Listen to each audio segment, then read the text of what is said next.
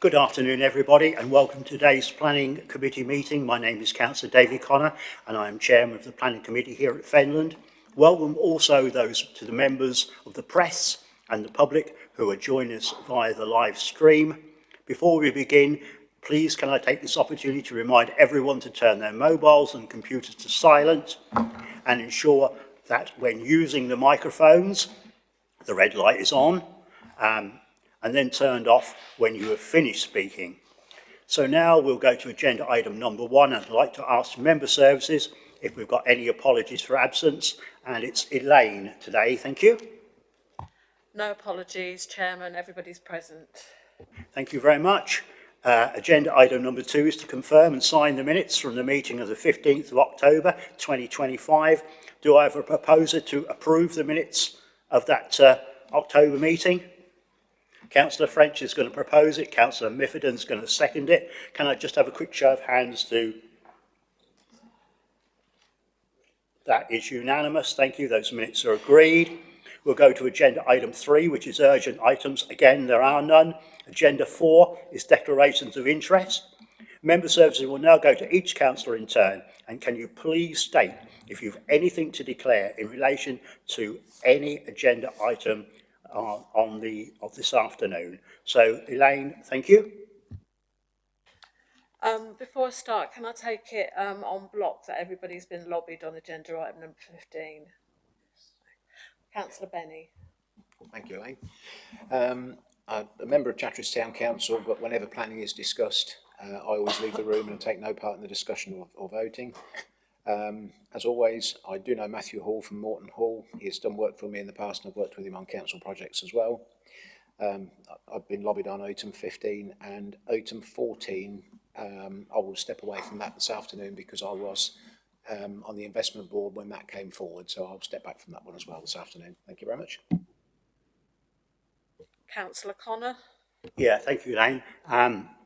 Application number 10, my reason for calling relates to the weight to be given to the community benefit, but I confirm that I will approach this application, like with every other one, with an open mind. I've also been lobbied on application 15.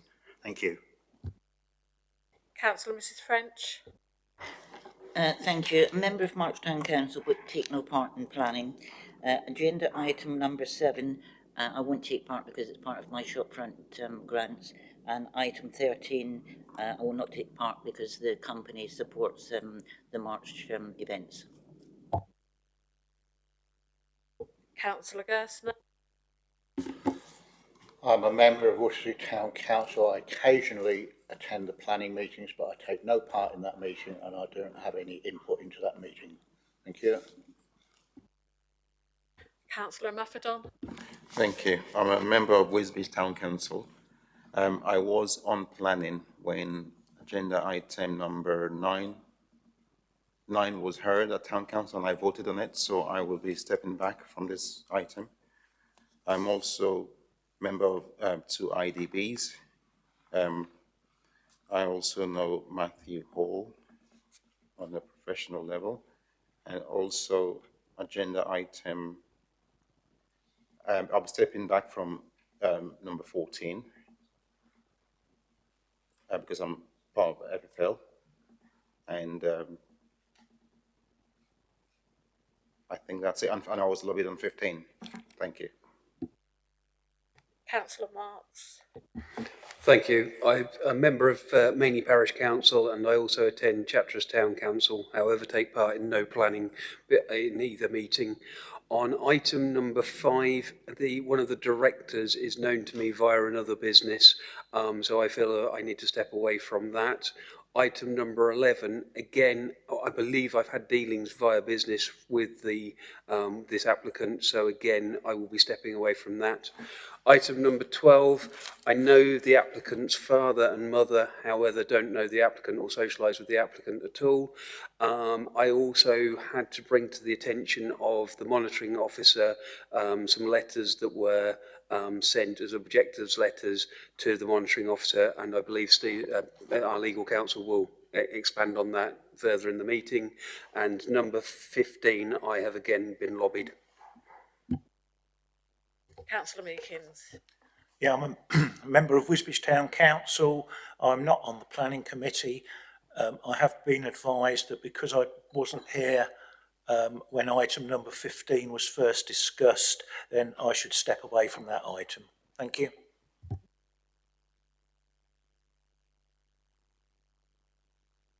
Thank you, Elaine. Thanks. Going to bring in Steve. Thank you, Chair. I did also advise Councillor Gersner, who wasn't here last time, that he should step back from item 15. And also, Councillor French, did you say you're not taking part in item 10? Do I hear that correctly? Item 7. Item 7 Oh, and 7. 13. Thank you. Sorry, I forgot to add, I believe a number of councillors, we are on various drainage boards. Yes.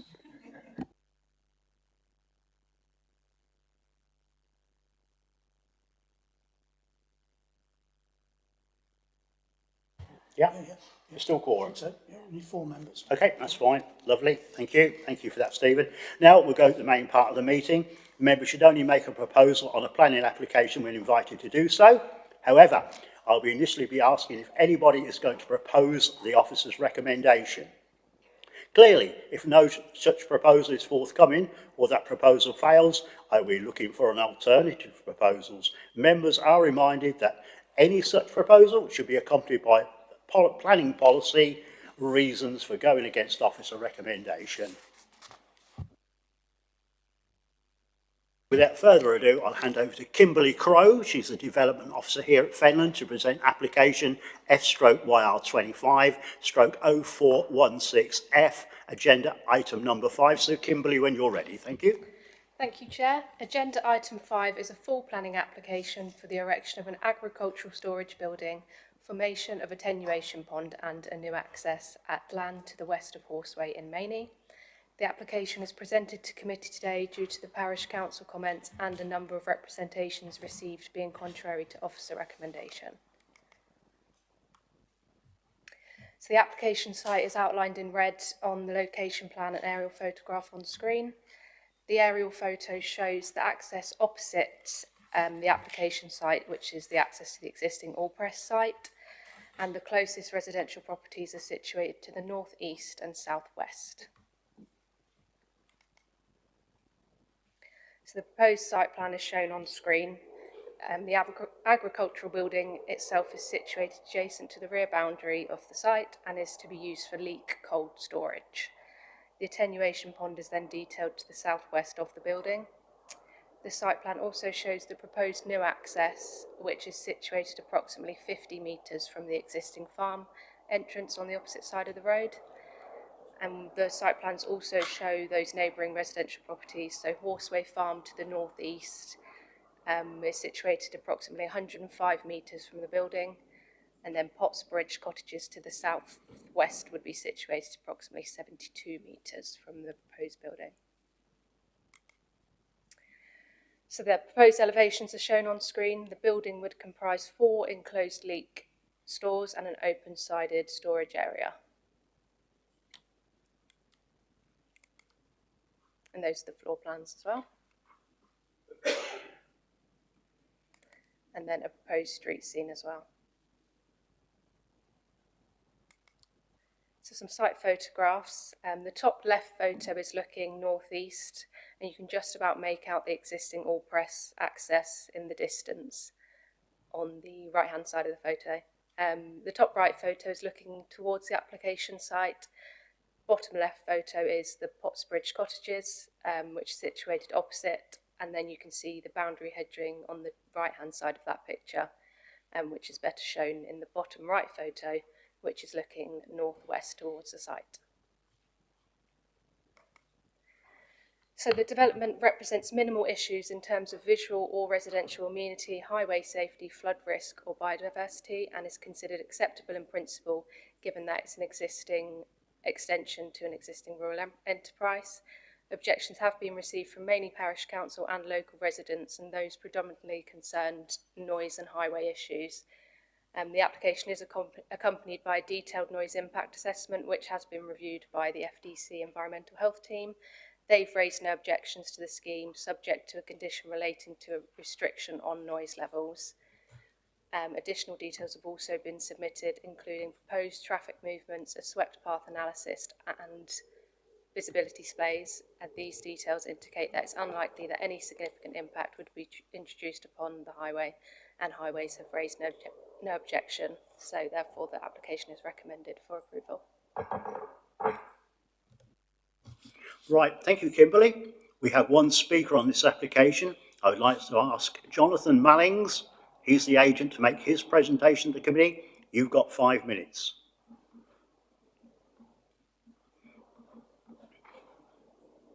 Feel free to start when you're comfortable. Thank you.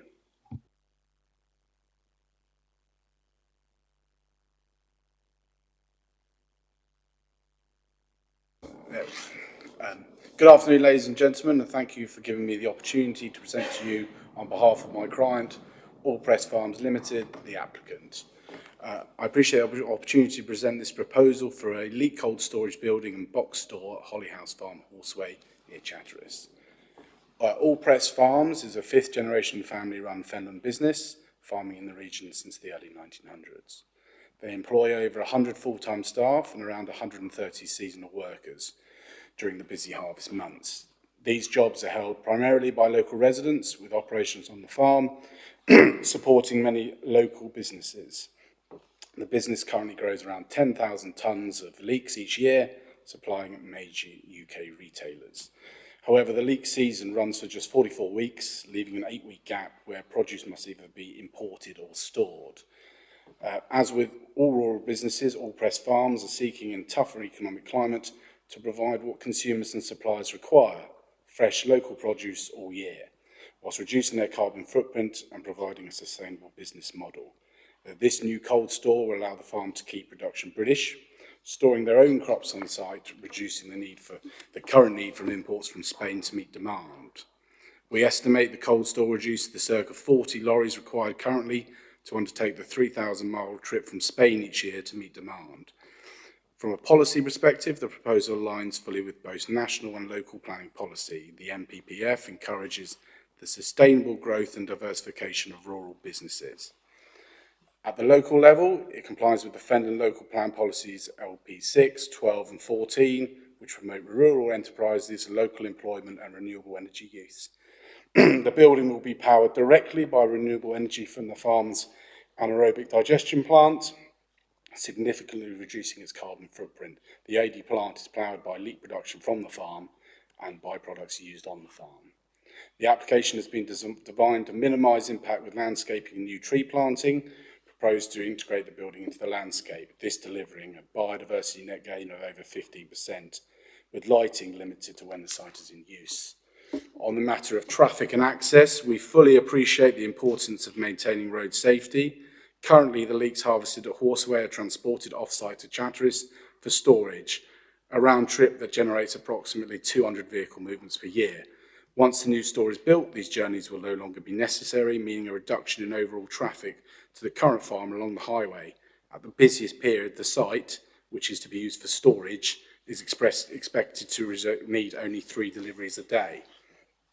To improve safety further, we're proposing a new access point. The access will meet modern highway design standards, and we welcome the acceptance of our proposal for access and traffic management to the site by highways. Environmentally, the scheme is designed to the highest standards. A sustainable drainage system will manage runoff to the building and yard areas using an attenuation lagoon, designed for a 1 in 100-year storm event plus a 40% climate change allowance. The flood risk assessment confirms the site lies primarily in Zone 1, Flood Zone 1, and all necessary mitigation is in place. Ecological surveys by James Blake Associates show that no significant impact on protected species, and detail the landscaping plan will enhance local habitats and the visual character of the site. By supporting the scheme, the council would be backing local employment, Fenland business, and safeguarding over 200 seasonal and full-time jobs and 1 further full-time job. Encouraging low-carbon renewable power food production and reducing import dependency in food miles. All Press Farms have worked closely with planning officers and specialist consultants to create a design that delivers measurable environmental, social and economic benefits and fully aligns both with local and national policy goals. For these reasons, I respectfully ask the committee to support this application. Thank you for your time and consideration.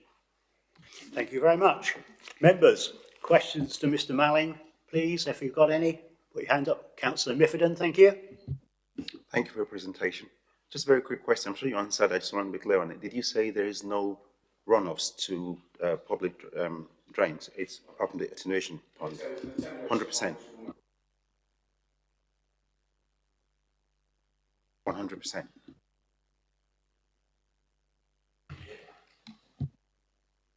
Sorry, did you hear that? Sorry, I didn't have one to hear it. Sorry. Okay, anybody else got any more questions? Councillor Gerstner? Thank you for your presentation. If excuse me, I'm a bit slow, I'm just out of hospital recently. That's my excuse. Can you confirm with me that if the committee granted planning permission, you can comply with all the conditions that the officers have put into the application? Conditions at the moment, as we've seen regarding requirements on the construction of access and management of the build, we can comply with those as proposed. And the second question is, which I may have missed, if the facility is built, if the facility is built, is it a 24-hour operation?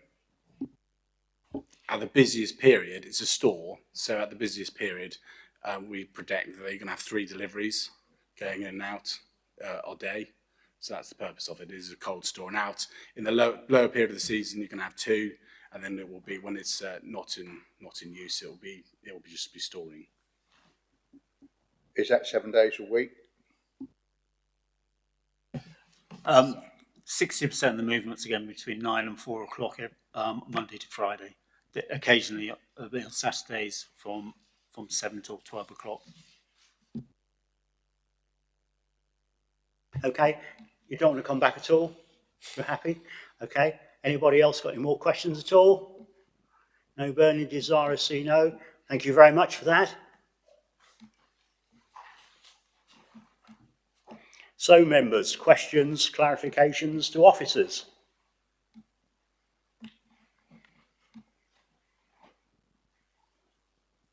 No, okay, well done. No, nothing then, thank you. So everybody, with that, I'd like to invite members to debate the item in respect to the material planning considerations relevant to the application. If you'd like to speak, please raise your hands, and I'll take local member Councillor Benny first, and then Councillor French second. Thank you. Thank you, Chairman. I know the site well. It's halfway between Chatteris and Maney, or between the two. It isn't my ward, it is Councillor Marks, but it is adjacent to mine. I know Allpress Farms, they've been big employers in the town. They're a big farm. As with all agriculture, it takes precedent in this area. We are in an agricultural area. We've lost the note layer leak, this facility that's Trevor Edgley owned at Chatteris. This hopefully will bring stability to the leek market and ensure that leeks are grown locally carrying forward. We've got a policy compliant application here. And one thing I am pleased to see is the 200 vehicle movements reduced off the roads locally, which will be good for having this here. So that hopefully will add to road safety from there. But personally, I see nothing wrong with this application. It's a local business, big supporter of local employment. This application, to me, is without doubt should be approved. It's got a recommendation to approve. I see nothing wrong with this. I think it's a good application, Mr. Chairman. Okay, very valid points, Councillor Benny. Councillor French. Thank you, Chairman. Yeah, I fully support this application, and it's nice actually to see farmers actually investing, bearing in mind what they've have gone through over the last 18 months. So fully support it. Right, thank you. I think probably it's been said, no one else has put their hand up quickly, so I'm going to close the debate now. Quickly, officers, have you got anything else to say? No, thank you for that. Right. So now, do I have a proposer to go with officer recommendation to grant planning permission? Councillor Benny, who's likely to second it? Councillor French. So we've got a proposal to go with officer recommendation to approve this application. Councillor Benny is proposing it. Councillor French is seconding it. Can I have a show of hands on that? Right, so that's unanimous. That application has been approved. Thank you.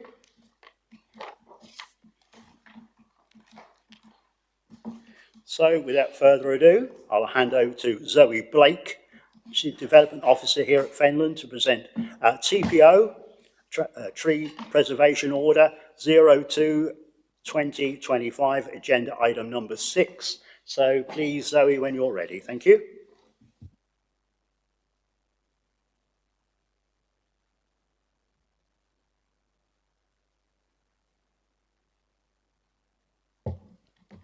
Thank you, Chairman. So agenda item 6 is in respect of a new TPO at 62 Church Street in Whittlesea. An objection was received in relation to the TPO, which is the reasoning for being before members today.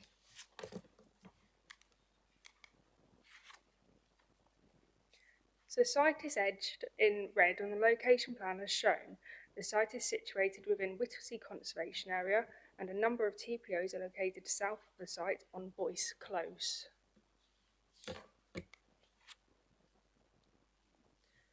The TPO plan and aerial photo is shown on screen. There are a total of 15 identified trees which form the TPO. Photos from the front of the property are shown on screen, where we highlight the significance of the highly prominent 4 trees located on the front boundary.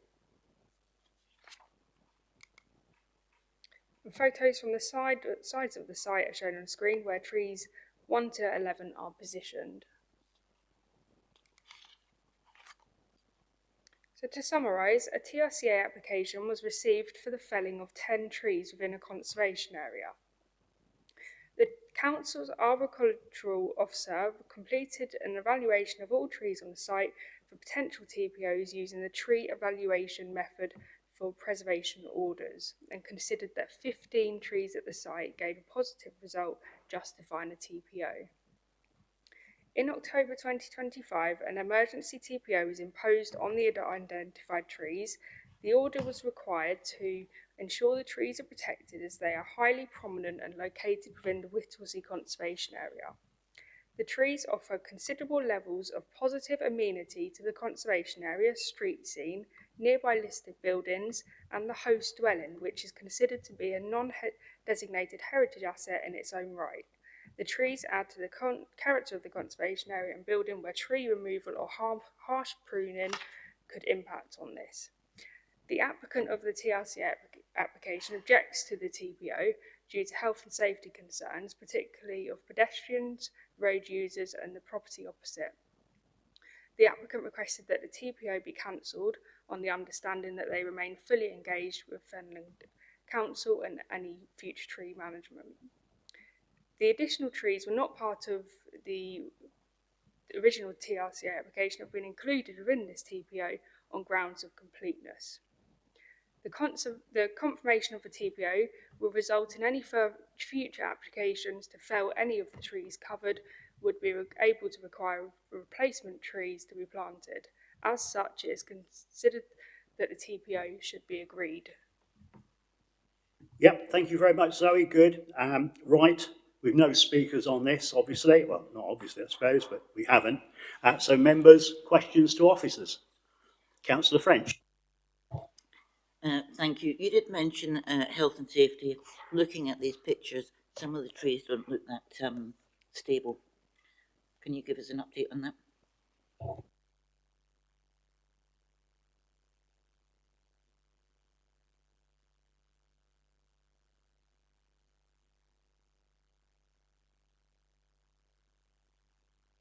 I'll rephrase it. Is it a safety issue?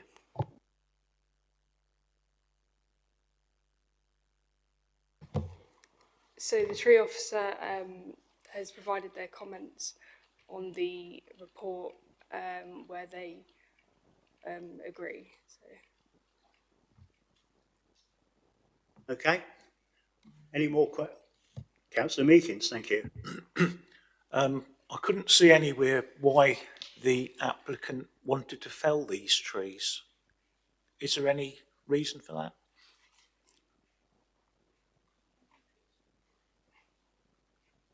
Do you want me to repeat the question?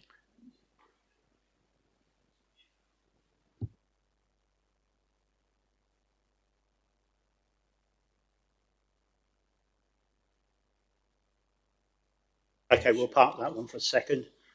Anybody else got any more questions at all? No. 2-6, he says, and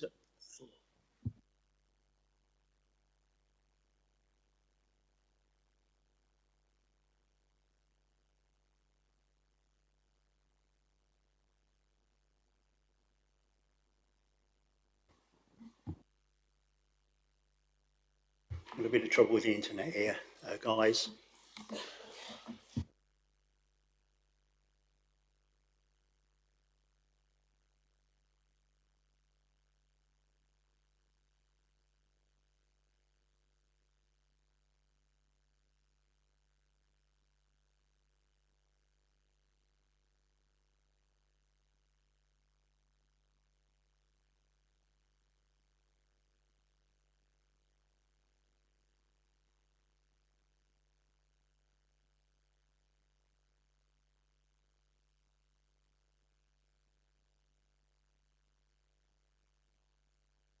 Through you, Chairman. Sorry for the delay. Yeah, the applicant suggested it was because of ongoing maintenance and some concern in relation to the fact that there had been some branches fall over a historic period without any detail. Obviously, as the case officer said, you know, our horticulturist officer's been down there. They've assessed it. They've not considered that the trees are at any particular risk more than any other tree. You know, these things do happen, but obviously that's part and parcel of having trees in the district. So yeah, we don't consider that there's any evidence before us that confirms that there's any particular risk to public safety or health to the trees. Thank you, Chairman. Because when I've seen these before, they usually say, I want to fell the tree because, and there didn't seem to be anything in the pack for that. And it also seems to be, 15 trees they want to, or the TPOs for 15 trees. So presumably there's some threat to the 15 trees that they want to be felled then. Okay, thank you. Okay. Any more questions to officers at all? No. Okay, so we're closing that. I'd like to invite members to debate the item in respect to material considerations relevant to the TPOs. If you'd like to speak, please raise your hand. Councillor Gerstner, thank you. Thank you. I live within 200 metres of this site and I've lived there for 50 years, so I pass it several times a day normally. The building in itself is a unique one-off building in Whittlesea. The original owner was a Mr. Limes, who owned the brickworks in Whittlesea, and he sold it on to a man called Brown, who lived there for 50-something plus years.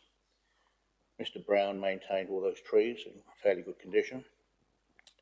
And on the demise and death of Mr. Brown, I believe the property's been sold twice. There's been some development in the back, and the two new owners have come along and wanted to do things with the trees. It's a very important building and part of the conservation area. It's a one-off building. Members probably will come past it. There is a lane adjacent to where school children go up and down from Park Lane School. I believe that TPOs on all those trees that's adjacent to that pathway should be applied.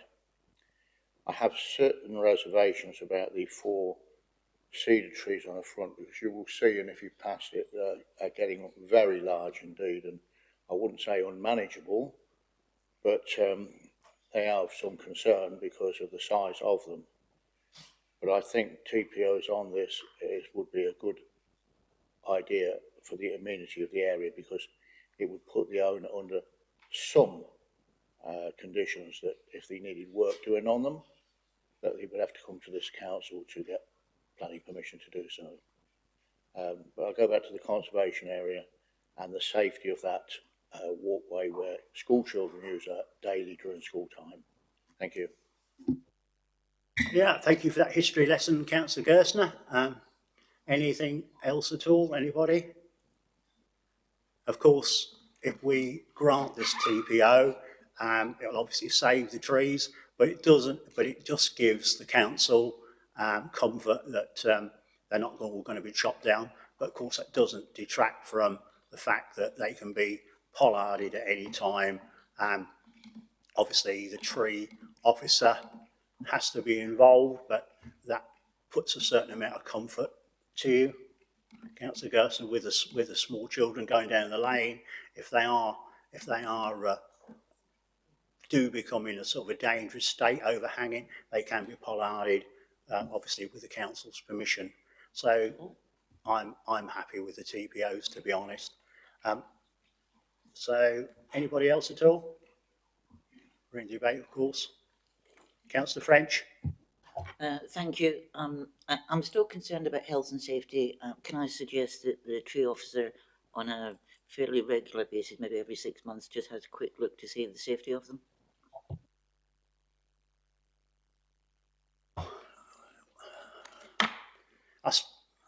Could we make a condition of that if we keep the TPOs, if we agree to this? Can't condition that because obviously it's not part of an application. I think all I would just say is obviously there's an awful lot of trees in the district that are adjacent to footpaths.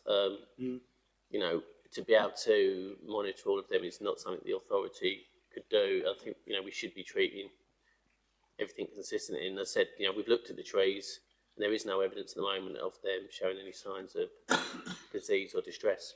Thank you, Chairman. Yeah. That was a good point you made, Councillor French. But unfortunately, you can. Thank you. I mean, obviously the private trees are in a private ground. I do understand that FDC owned trees are checked on a regular basis because, you know, you do have wind, and there is such a thing as corporate manslaughter. So I'm a bit concerned on the safety of these trees. But, you know, if the tree officer is content, then that's fine. He's put his name to them, hasn't he? Anybody else at all for the debate? Councillor Benny, thank you. Yeah, thank you, Jim. These are private trees. Should the responsibility for their upkeep and maintenance and safety is down to the person who owns them, I would have thought.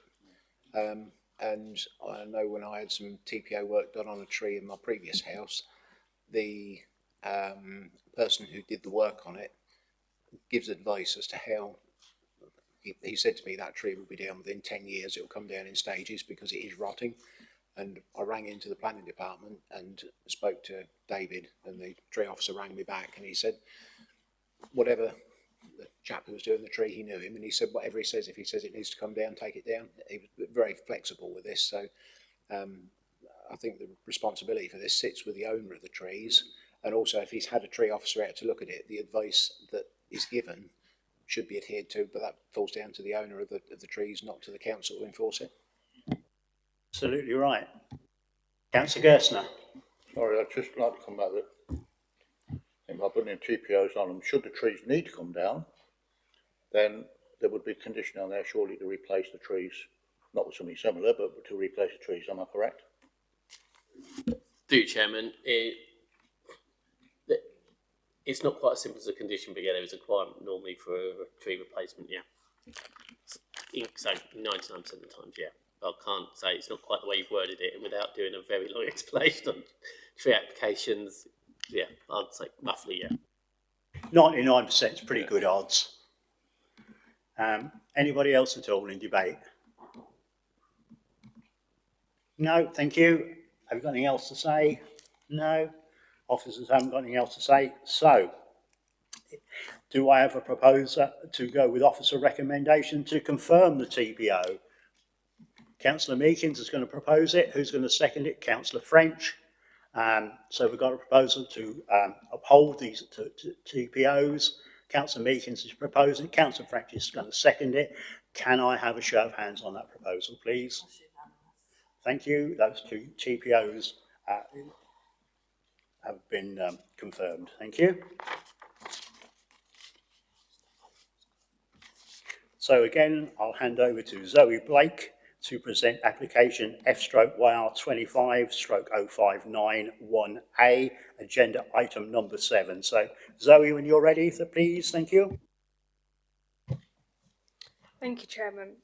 So agenda item 7 is a retrospective advert consent application for the display of one internally illuminated fascia sign and one externally illuminated projecting barber pole at 28 Broad Street in March.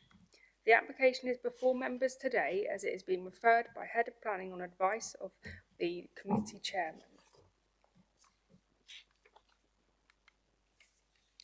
The application site is edged in red on the location plans as shown.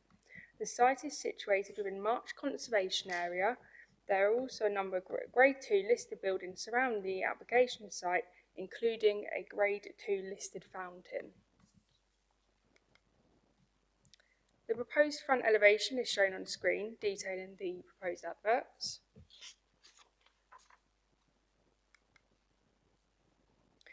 Site photos are shown on this slide.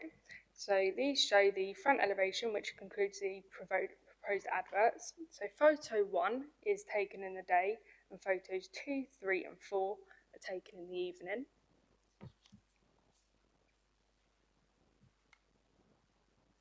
So this slide shows the previous signage for Cleanco, which did not include illuminated signage.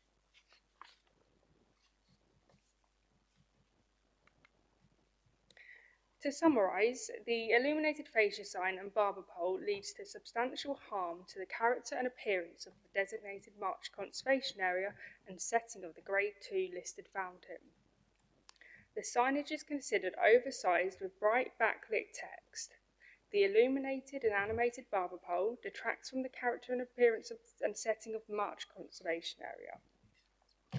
The MPPF states that any harm to heritage assets should be met with a strong presumption of refusal unless the harm is outweighed by public benefit. There is considered to be no public benefit to unacceptable and damaging signage such as the proposed. There is a requirement on local planning authorities to conserve and enhance conservation areas for which this recent installation cannot be described as resulting in either. The retrospective proposal leads to substantial harm to the character and appearance of the March Conservation Area and the setting of the Grade 2 listed fountain. It fails to make a positive contribution and therefore is considered to adversely impact on the visual amenity of a street scene and the character of the area and fails to protect and enhance the heritage assets. It is noted that there are other unauthorised illuminated adverts along Broad Street. Whilst these signs should not form part of assessing the current proposal, they are being investigated and would most likely be considered unacceptable if they are similar to the proposed scheme. The proposed advertisement is therefore considered contrary to policies LP16 and LP18 of the Fenland local plan and is recommended for refusal. Thank you once again, Zoe. We have no speakers on this application, so I'd now like to invite members to put questions to officers. Councillor Meekins. Could we have another look at the photograph when it was in with the rest of the... Thank you.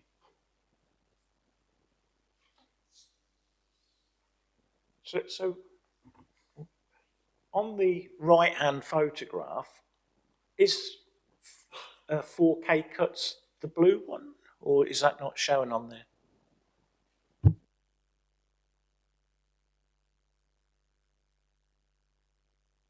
They're all shown.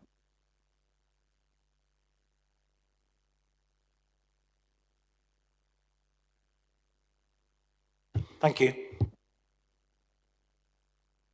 That's clear now. So, Councillor Marks, thank you. Thank you. We've heard that there is, and you can see there, USA Chicken, there are other signage within the area. Why has this one been brought to in front of us when there is obviously, from what you're saying, other ones that haven't got permission as well? Through you, Chair. So in terms of this application, the applicant went ahead and made an application following an enforcement investigation, whereas, for example, the property next door that you're referring to also has unauthorised signage. The owners of that property haven't come forward with a planning application, so we can only determine applications that we receive. Those unauthorised signs within the area are being investigated by our enforcement team, and those applications would be brought to committee in due course, should those applications come forward and be recommended for approval or refusal. So as and when the applications come in for those other times, we would be bringing them to committee if called in. So just to clarify, enforcement have gone for this one because these people have actually put an application in? No? Sorry. Through you, Chairman. We have a number of open cases for adverts within the district and other forms of breaches. Obviously, when we engage with an applicant, an owner, etc., sometimes someone decides to submit an application, sometimes they do it quite quickly, sometimes they do it quite slowly. Other times, they're a little less forthcoming. But while there's an open case, it shows that the council hasn't considered that it is acceptable and that it's worthy of closing. So this application has been submitted, as my colleague said, because the applicant has brought it forward. It hasn't been that we've proactively gone for one over the other. We're progressing them. It's just that this person has attempted to regularise the application. We've considered the merits of the scheme and come up with a recommendation for refusal. The fact that there is an advert next to it that is unauthorised as well, potentially unauthorised because, you know, it's an ongoing case, but it is an open case, shouldn't really have any material consideration on termination of this application because it's not a case of that advert next to it is lawful. You have no immunity for an advert due to the passing of time because every day is a new breach of the planning and the advert control. So it's not a case of that as a lawful advert. You go, well, actually, that's material consideration why we should accept this because we haven't looked at it as an authority and gone, that sign's acceptable and closed it or granted permission. It needs advertisement consent. There's an ongoing investigation and that should be given that level of weight, which is, I think, quite minor, I would suggest. It's not a case of we've proactively gone for one or the other or said that one is better than the other. Thank you, Chairman. Thank you. Okay, any more questions to officers at all? No? Okay.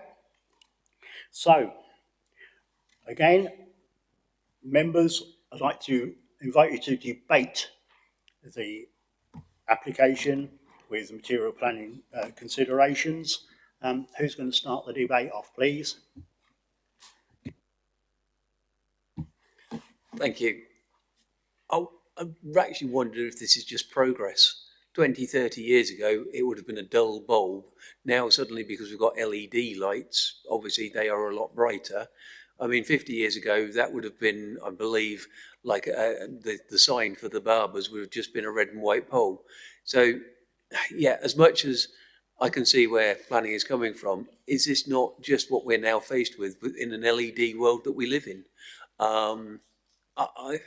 I really can't see the harm that's being mentioned. I can understand, yes, it's near the memorial or the fountain. It's probably not as in keeping as previous lights and stuff and frontages. However, this is a modern society we live in. So at the moment, I don't actually see anything wrong with this application. Councillor Benny, thank you. Thank you, Chairman. It's only a month or two ago since we had the Turkish restaurant that is next door. I know planning isn't about popularity because you'd never build anything if it was done on popularity. It's done on policy, so I get that. But the slating we took on Facebook, within a couple of days, 100 comments questioning whether we were sane, and for turning that one down. Councillor Marks is absolutely right. LED lights have come on. This is modern signage. We've just updated March High Street at the cost of millions of pounds. We're demolishing Barclays Bank on the corner, if ever we get the paperwork right to do it. And that is changing the whole High Street. Now, also, the other night, came to March and I had a ride through the High Street. Now, in the conservation of March, there are also 8 other business premises that have got internally illuminated signs. I'm not going to name them because I don't think it's fair on the businesses that are, but there are 8 that have got internally illuminated signs. It's, as Councillor Mark said, this is a modern way of living. Which would you rather see? A shop that's lit up or one that's boarded up and empty, not paying any rates and not offering a service to the people of March? That is the choice here. I will be supporting this afternoon. Yeah, thank you, Councillor Benny. Anybody else at all? Councillor Miffordin, thank you.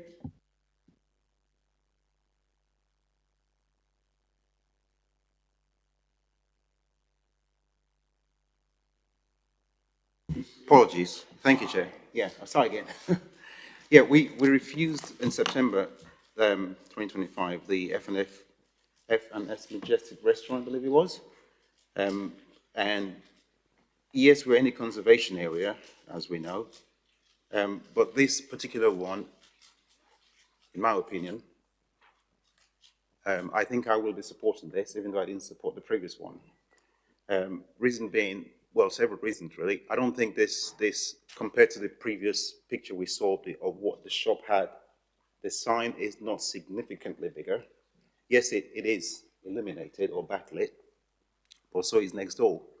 And it is a trading street, it's a high street. So it has to somehow make itself known to passing trade and to customers. So I don't, and also the rotating pole, that's international, that's anywhere you go to Japan. I've seen these in Japan, places like Japan and China, that everyone has it. So it's kind of like to show that it's a barber shop. I will be supporting this application because I don't think it's as detrimental because it is a commercial street. Thank you. Councillor Marks? I think just to follow up what my two colleagues have said, one, at the end of the day, barbers, instead of dry cleaners don't tend to sort of like rely on footfall, people walking past, whereas barbers actually do, because people go in. So it is an internationally recognised sign, and it works. And secondly, LED lighting. It's a pity that Cambs County Council couldn't come up with having replaced half the lights in Fenland with dull lighting. I mean, this at least, you know, it stands out. We know it stands out in an area. Yeah, I'll come in, I think. Yeah, I'm not going to add to this.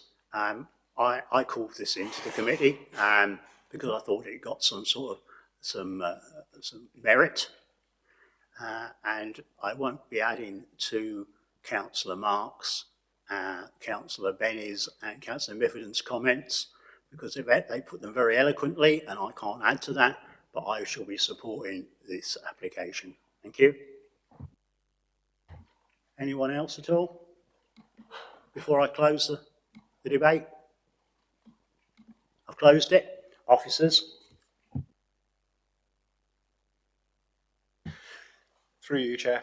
Just for clarification, in terms of the officer recommendation, that's based on the duty placed on the council when assessing these proposals.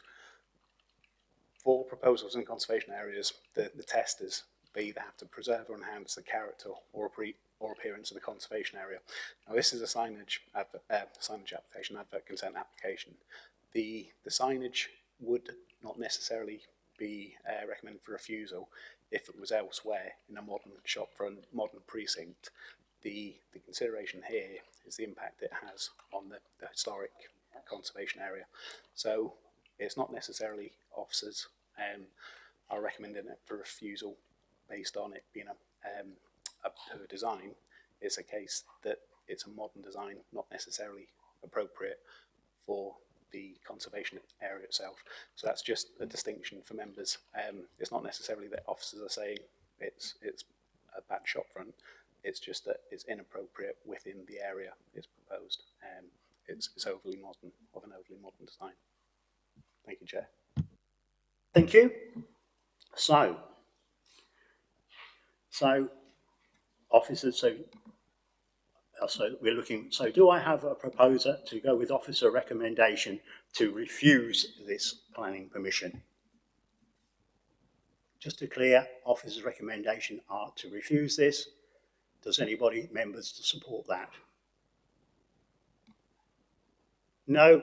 So obviously that's failed. So I'm looking for another proposal, please, and the reasons for doing so. Councillor Benny? Yeah, thank you, Chairman. I propose we go against officer's recommendation and approve this. I think it's just living in the modern world. I went into Bales' solicitors the other day and they've got a picture of March High Street and it has awesome carts in it. Strangely enough, they're not there anymore. You wouldn't recognise March High Street from that photo, which was probably taken in turn of the century. And things evolve. LED lights are now more modern, and they are in every aspect of all homes. Does this bring detriment to the high street? Absolutely not. I think this enhances and ties in very nicely with the money that we spent on the regeneration of March, and I think that this enhances the area. When we had the previous application, there was talk of nighttime culture. We are open far more hours. We used to close, shops used to close at 5, they're now open longer. I don't know this particular business, but I would assume they're open late in the evening, the barbers in Chatteris are. And this just ties in with how the modern world works, and we can't be too stuck in the past. I'm just going to bring Stephen in, sorry. Sorry, just listening to Councillor Benny's reasons. You also need to address the reason for refusal, which is the impact on the setting of the listed building. So whether you take the view it causes harm or no harm or whatever, that needs to be part of your reasons to approve. Okay, I'll bring Councillor Benny in, and if not, Councillor Marks, and if not, I will. So leave it to you first. Thank you, Mr. Chairman. We've had this week after week here. We had the one in Chatteris, which was Jeff Payne's old house, where we've told that we can't take bricks out of the back to repair the back of the building. And then we see this monstrosity of an extension that's been put on the back that was passed by officers. It seems to me this seems to fit when it seems to fit. Is this detrimental to the setting of a listed building? That first and foremost is a commercial area. It's the commercial hub of March. And this is where the commercial aspect of this has to be taken into account. Does it bring any damage to the setting of the listed building? Absolutely not. I think it enhances it.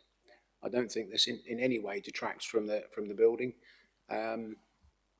It's just, as Councillor Mark said, it is modern living, and in my opinion, it doesn't. This comes down to a matter of opinion. The officers think one thing.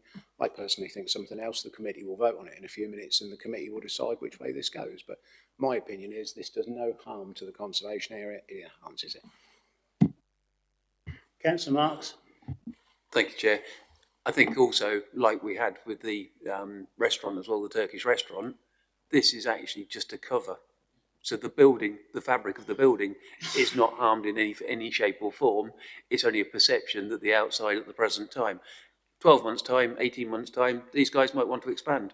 Take all that down, you go back to the same building again. I don't see that we are changing the character that much within the area. And I think all we are doing, in some ways, we're actually protecting what's underneath. Yeah, I mean, I agree. I mean, I'm going to add to this.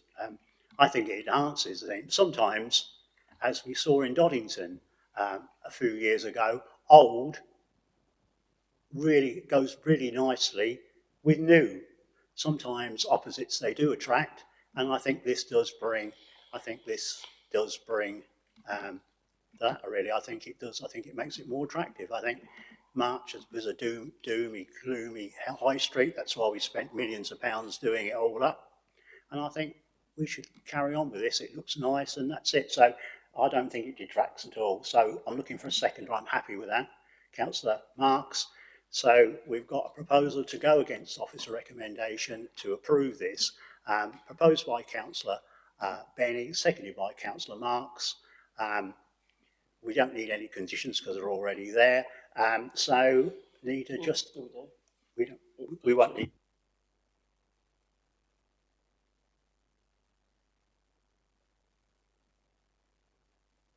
Okay, well, if it's it's in legislation, well that's fine. So we'll just normal standard conditions. Then we'll say that. Then shall we? That will not nip it in the bud, won't it? So yeah. Councillor Bennett's proposing. Councillor Marks has seconded it. Can I have a show of hands on that proposal, please? That application has been approved. Anybody want to crack on for another for the next one? Another one? My goodness.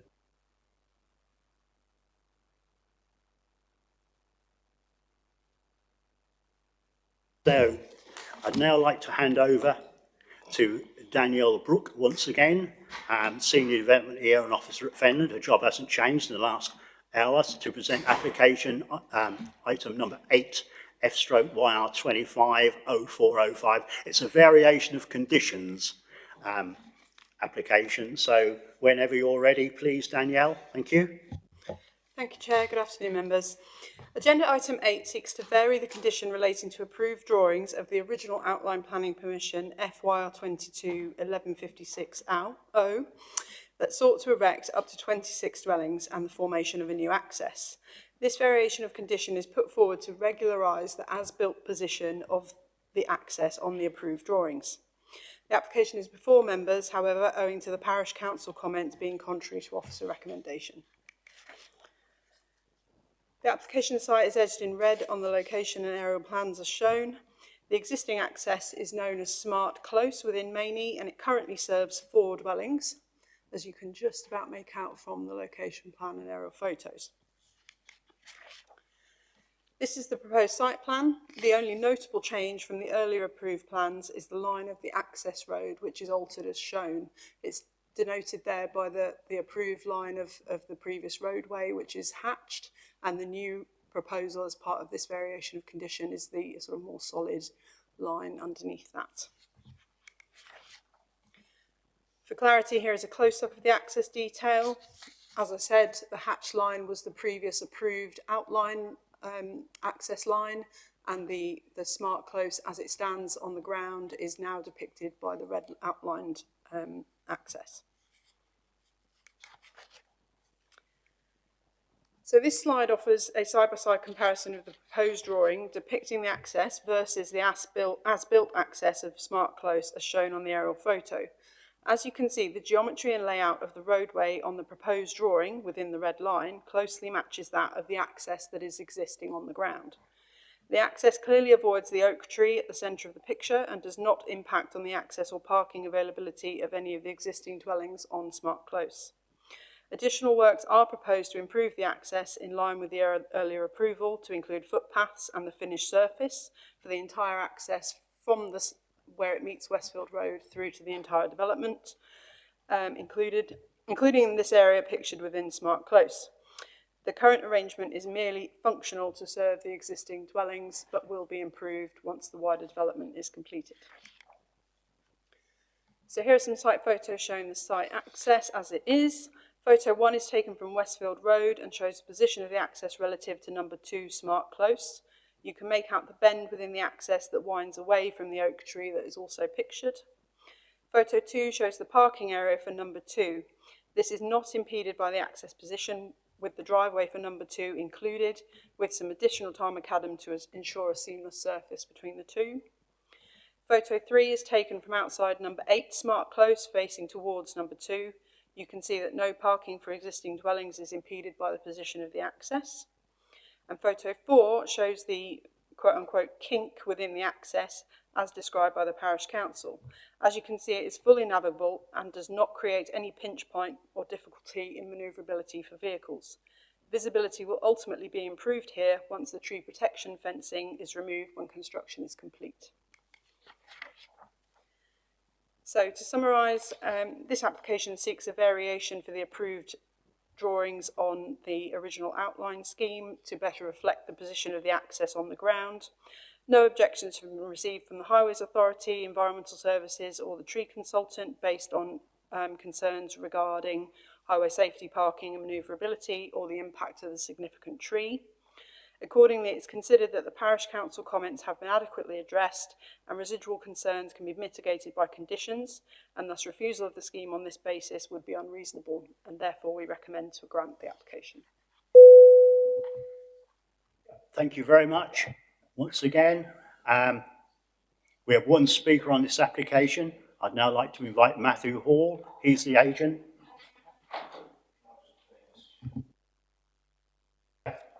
I've just sat here. The applicant on this is Mark Stone. I know Mark. I just wanted to declare this. I didn't realise till I looked at the application. Mark was a year older than me at school. He was a director of IFEX Engineering, and IFEX Engineering 25 years ago did some work for me. I don't know whether IFEX is even trading anymore. I don't socialise with Mark, but just to declare that I do know him, but I will approach this in the with an open mind as I do everything else. But I haven't spoken to him for years and years, but I do know him. I just wanted to declare that, Mr. Chairman. And sorry I didn't earlier. I didn't twig until I sat here and read the paperwork. No, that's absolutely fine. I'm sure Elaine will make a note of that. Sorry, Mr Hall, please start when you're ready. Thank you. Thank you, Mr Chairman, members. I think the officer summed up the application very well. I've not got much to say. It's merely to move the access into the position it's built now. No objections from environmental health, highways or the tree officer. This proposal moves the access even further away from that TPO. I've had a good service here from Danielle Brooke, the planner. It sums it up very well. There's no other change to the application. We're currently working on the conditions. Archaeological dig has been carried out. Drainage design has been done, submitted to Anglian Water. We're working on some other details. When I had a meeting with the applicants at our office a few weeks ago, they're keen to push on. We reviewed the Section 106 agreement when the trigger points are for payments. None of that's being changed. They're well aware when the payments need to be made. Got nothing else to say. Thank you.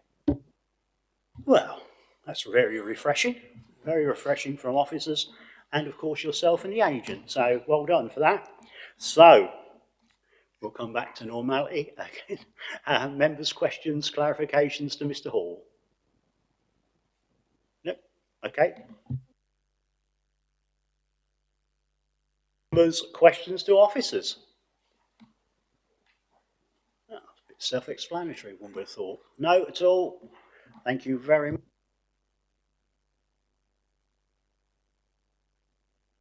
To invite you to debate the item in respect to material considerations to the application. So if you'd like to start, thanks, Councillor French. Thank you, Chairman. It's a good application and I will fully support this. Yeah. Anyone else at all? Councillor Marks? Thank you. No, because obviously it's in my ward. I have to say, by slightly moving it over, it probably gives a better display vision anyway, especially on that Westfield Road. As far as I'm concerned, it is a good application. I've heard nobody complaining regarding it within the village, and I'm really happy to support this. Lovely, thank you. Councillor Miffordin, thank you. Just the same, Chair, I'm happy to support, and the fact that it's most slightly away from the protected tree as well. I think that's a plus. And also, it's good to see as well, when I visited the site, the surface of the road is really quite good. It's almost in a finished state, so yeah, happy with it, thank you. So I think I've got an inkling where this is going. I don't think anybody else is going to add too much more to the debate, so I'm going to close the debate. Officer, have you got anything else to say? No, thank you very much. Yes? Thank you, Chairman.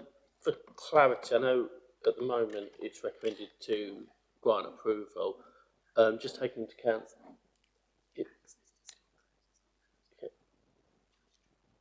just for clarity, just 30 conditions were delegated to officers, just to double check that everything is smooth, rather than just having them set in here.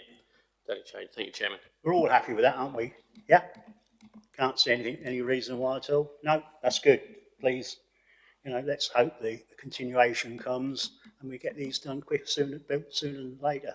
Okay, fair enough. So, with that, do I have a proposer to go with officer recommendation to grant planning permission? Charlie's going to propose it, and Sydney is going to second it. So we've got a proposal to go with officer recommendation to approve this variation of conditions application. Councillor Marks is going to propose it. Councillor Mifflin is going to second it. Can I have a show of hands on that? The application has been approved. Thank you. Councillor French, do you want to stop for a coffee now? Shall we just have 10 minutes, because we've got a fair lot more to do. Thank you.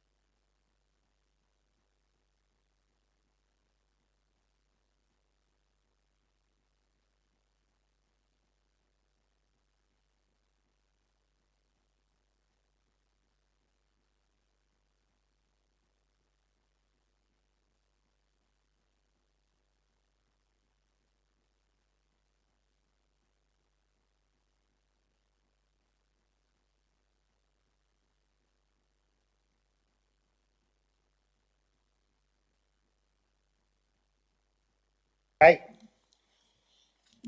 Thank you, members, for being back promptly.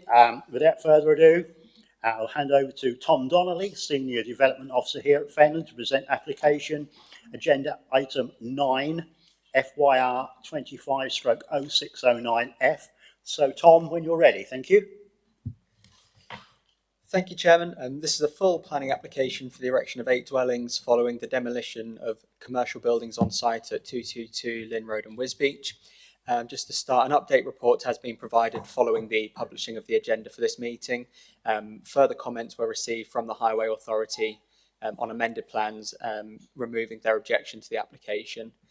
As such, the wording for reason for refusal 1 in the officer report has been amended, and reason 4 has been removed in its entirety. The site is located in the built-up part of Wisbeach, surrounded by residential development, which comprises of a mix of single and two-storey properties. The site as existing comprises a two-storey building at the front of the site, previously used as office space associated with the previous business, and the site extends to the rear and doglegs northeast, with land that was used as a showroom area for the business. The site has been unoccupied for a period of approximately 9 to 12 months. This is an extract from the Environment Agency mapping that identifies the site as lying entirely within flood zone 2. The submitted site layout plan identifies a single road extending through the site to service all of the plots. Plots 1 and 2 at the front of the site are two-storey detached dwellings that will be situated on the footprint of the existing building that is proposed for demolition. And plots 3 to 8 are split into 2 terrace blocks with a number of trees identified for retention throughout the site. Submitted elevation plans show 2 house types used across the site, with the detached properties, plots 1 and 2, both being 3-bed dwellings, with 4 of the terrace units being 2-bed and 2 being 3-bed properties.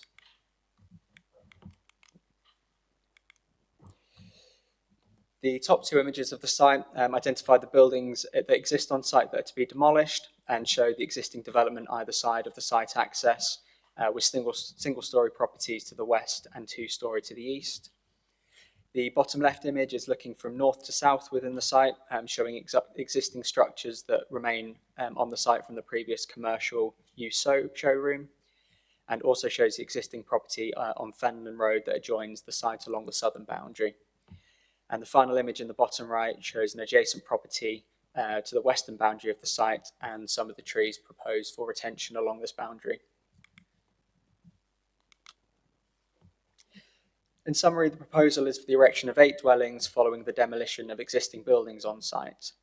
Whilst the proposal is considered to be acceptable in principle, the site layout is considered to be impractical, primarily due to the siting of a parking area immediately in front of the primary habitable rooms of plot 6. There are concerns with the amenity impact of the scheme arising from the proximity of plots 5 to 8 to existing residential properties, with their 2-storey nature and first-floor windows likely to give rise to unacceptable overlooking on neighbour amenity space.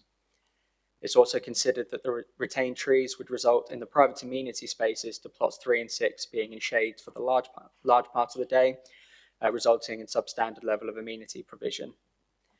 Finally, the site is located within flood zone 2 and fails both the sequential and exception test, with officers considering that the benefits of the scheme not to outweigh the harm arising in respect of flood risk. Accordingly, the proposal is considered to be unacceptable in planning terms and is therefore recommended for refusal. Thank you. Yeah, thank you, Tom. We have one speaker on this application, and I'd now like to invite Chris Walford. He's the agent to make his presentation to the committee. When you're ready, you've got 5 minutes. Thank you.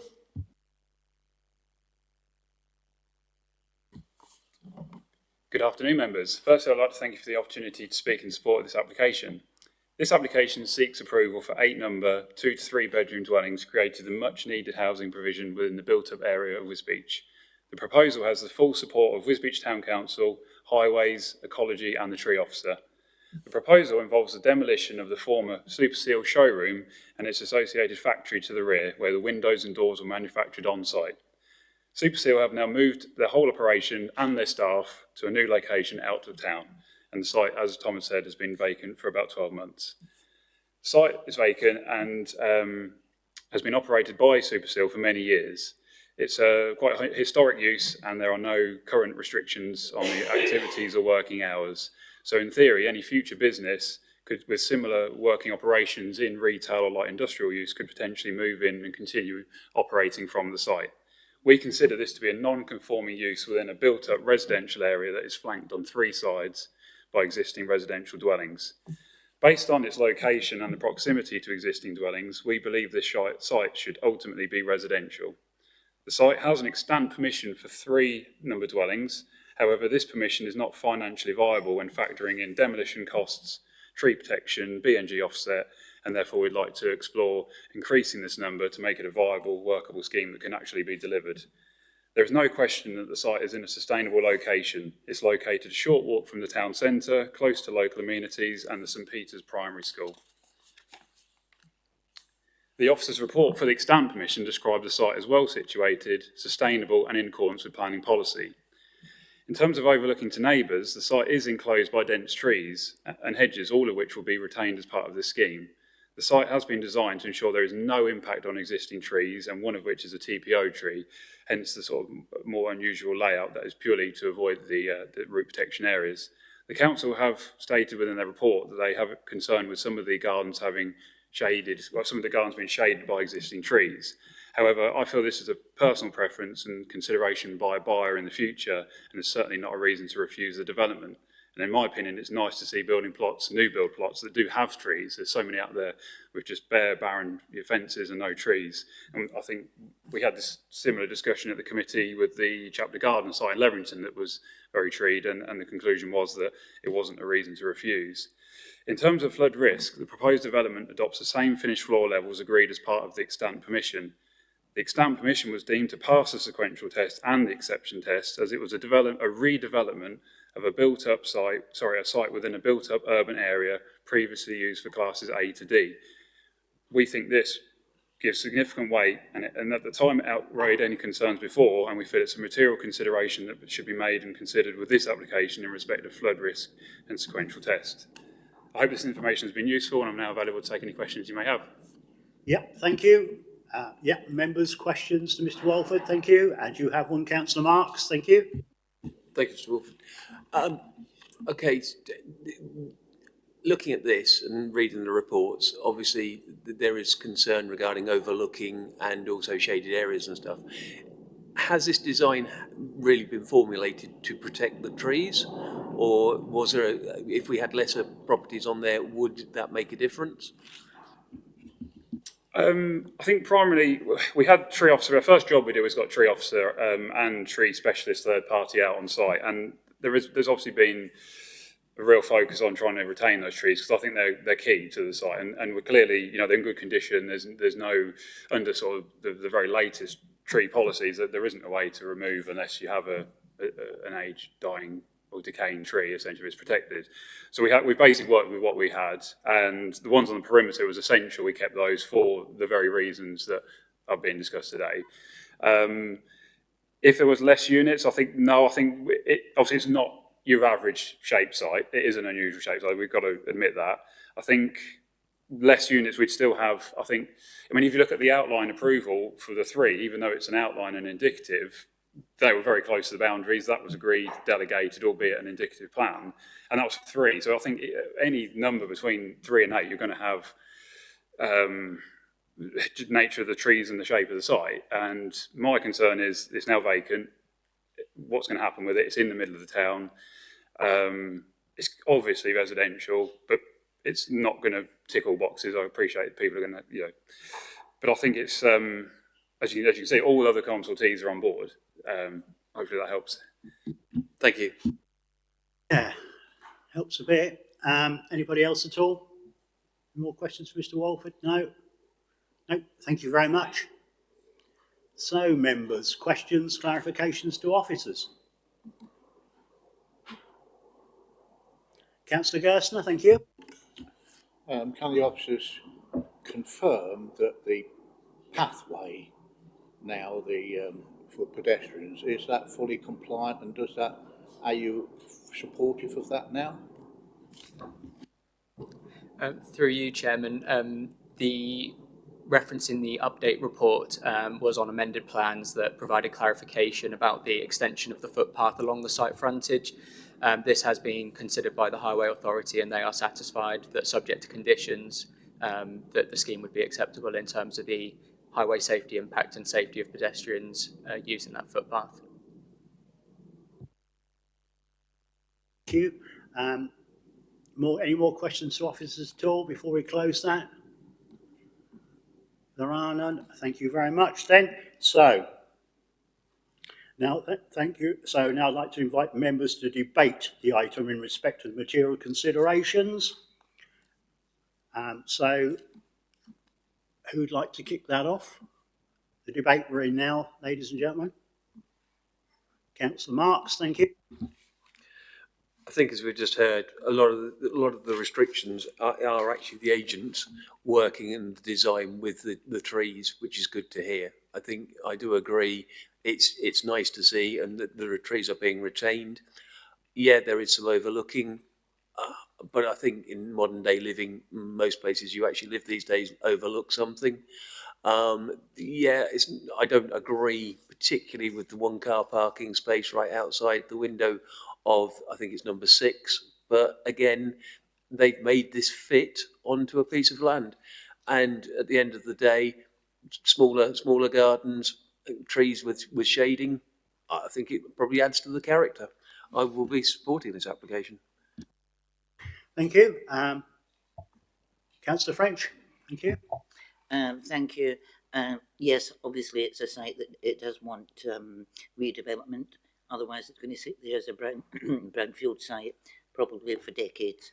I think the agent has done a great job trying to fit the very awkward piece of land that he's got, and I will also be supporting this application. Right, I've got to steer where this is going. Councillor Benny. Yeah, thank you, Chairman. I agree with what people are saying here, but truly, we're fitting this around these houses. These trees will come down at some point in their life, because all trees die. And we are then left with people that have got houses that are squashed in and with big places in front of them. Which do we put more emphasis on? The quality and living space of the people who are going to live in these houses, or the trees? And they will come down at some point. Every tree dies. I get the viability part from the previous application which we approved, which was against officers' recommendation, and now we come back for even more houses, and we're cramming stuff on because of some trees. And we've got cars parked in front of one of the dwellings. It's not ideal, is it? It's not.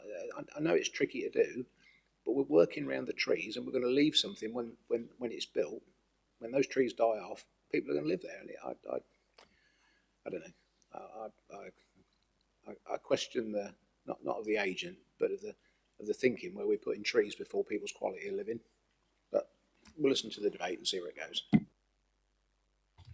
Another side to the story, I suppose. Councillor French, once again.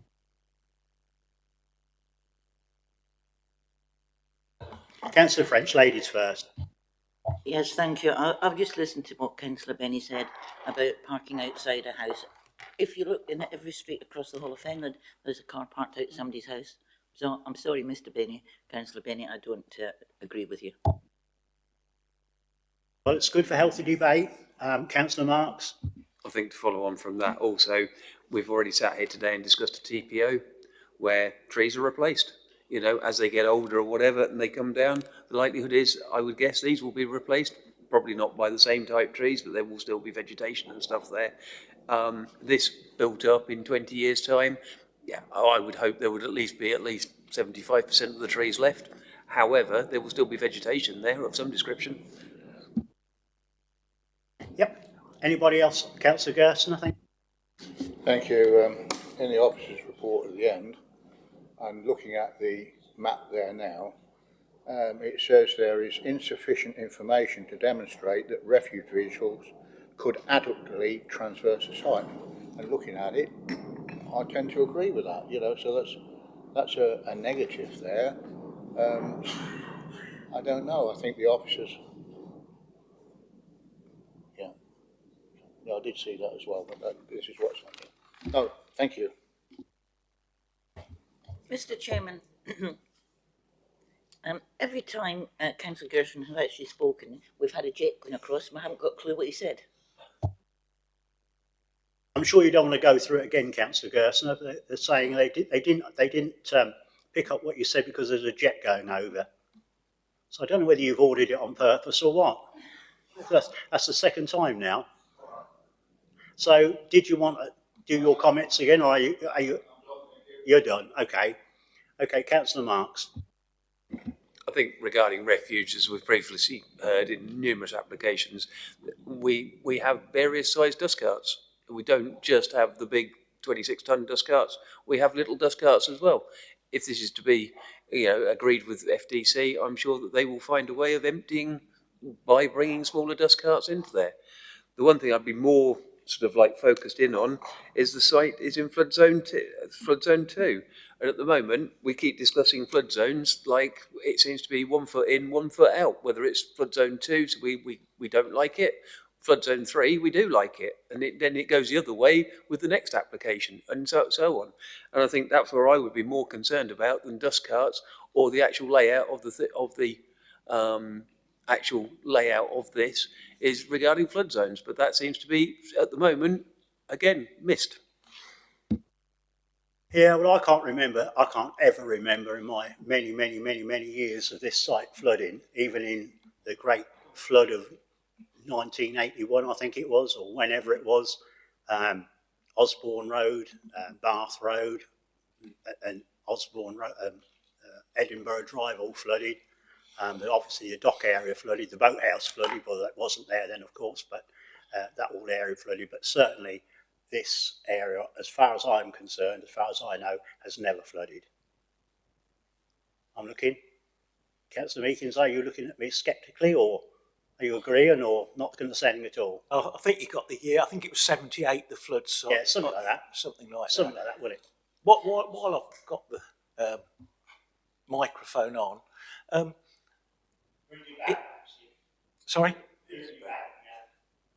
I just, it does seem to be trying to put a bit of a quart into a pint pot for my liking, that there's 8 going in there, and I do think that is sort of squeezing them in a bit. I mean, and regarding the car parking thing, I think that's a bit of a red herring because most people have got cars parked outside their windows. So, but I do think it's squeezing them in a bit. Yeah, okay. Still in debate. Councillor Marks. To come back on that, as my colleague across the table will always say, planning is about land usage, and this makes good use of land. So I understand what you're saying, and yes, probably if it was 6, but equally, as Councillor Benny always says, land usage, and this actually makes a good use of land. And it is a brownfield site. Councillor Benny, once again. Yeah, thank you. You could do so much better with this if you took those trees down, but that's not what we've got in front of us. There's too much emphasis put on these trees for the quality of the people who are going to live in them houses. But it is an application that I feel is worth supporting. But all of this has been fitted around a few trees, and what is this going to do to the people who live in these houses? They're going to be cramped. You could do so much better. You could put up the same number of houses with bigger gardens. You could come up with a much better scheme. I think the agent, if you could have cut those trees down, you would have come up with a totally different scheme that would make it better. But as always, that's not what's in front of us today. We've got what we've got in front of us, and it works. But I do feel those trees are standing in the way of where people are going to live. But there we are. We are where we are, so to speak. Councillor French. Thank you. Yeah, as I said before, it is a bit cramped, but on the other hand, you've got outdoor caveat, buyer beware. So I'm sure if somebody doesn't want a small garden, they wouldn't buy it. I think perhaps we've nearly done this to death, this debate. I think we're going round in circles. I'm going to close that now. So, officers, have you got anything to... No? So, right. So, I'm going to now... I'm going to go... Do I have a proposer to go with officer recommendation to refuse planning permission, to refuse it? looking for a proposal to go with officer recommendation, and I can't see one. So obviously that has failed. So I'm looking for another proposal, please.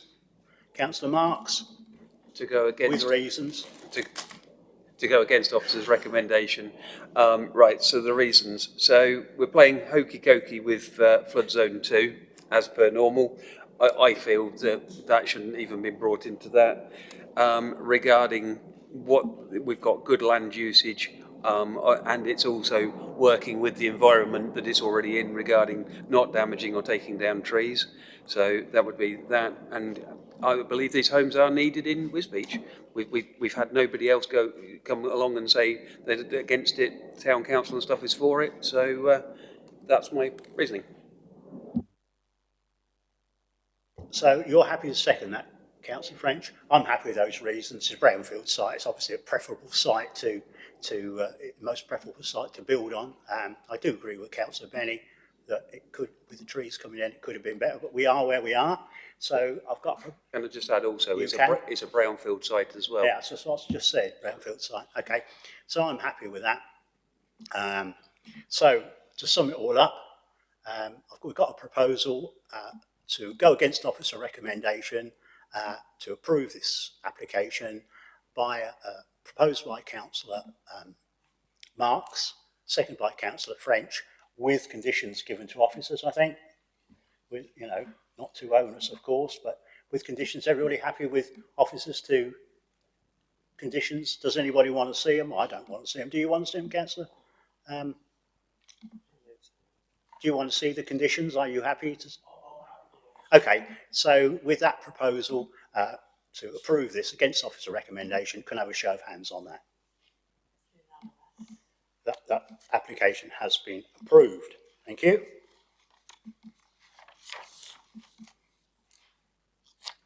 So, now I'll hand over to Tom once again to present agenda item 10, FYR 25, stroke 0547F. Tom again, please. Thank you. Thank you, Chairman. So this is a full application for the erection of 6 dwellings and the formation of 2 access points, with the scheme proposed to be 100% affordable. The site represents an approximately 50-metre gap between existing residential development on the eastern side of Gull Road, with linear residential development on both sides of the road extending to the north and to the south. The site falls almost entirely within flood zone 3, with a very small part of the northeastern corner falling within flood zone 1. The submitted site layout plan shows a linear form of development with 3 pairs of semi-detached properties, with each access point serving 3 dwellings each.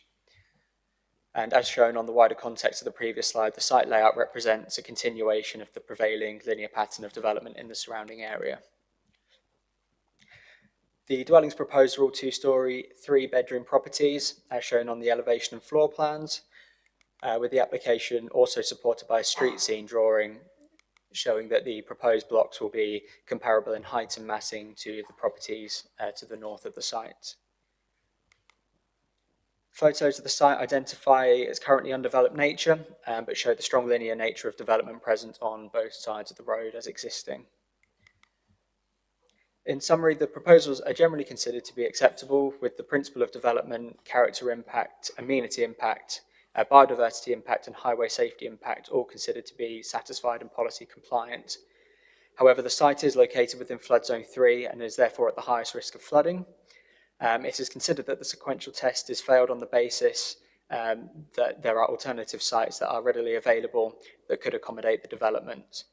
In terms of the exception test, the primary benefit arising from the scheme is the provision of 6 units of affordable housing. However, this benefit is considered to be modest and insufficient to outweigh the harm caused by the high level of flood risk associated with the site. Further, no mechanism such as a legal agreement has been provided to secure the affordable housing proposed, and this has not been sought due to the previously identified issues. Therefore, the proposal is considered to be unacceptable in planning terms and is accordingly recommended for refusal. Thank you. Thank you very much once again, Tom. We have 1 set of speakers on this application. I would now like to invite Chris Walford and Rory Canham. They're the agents to make their presentation to the committee.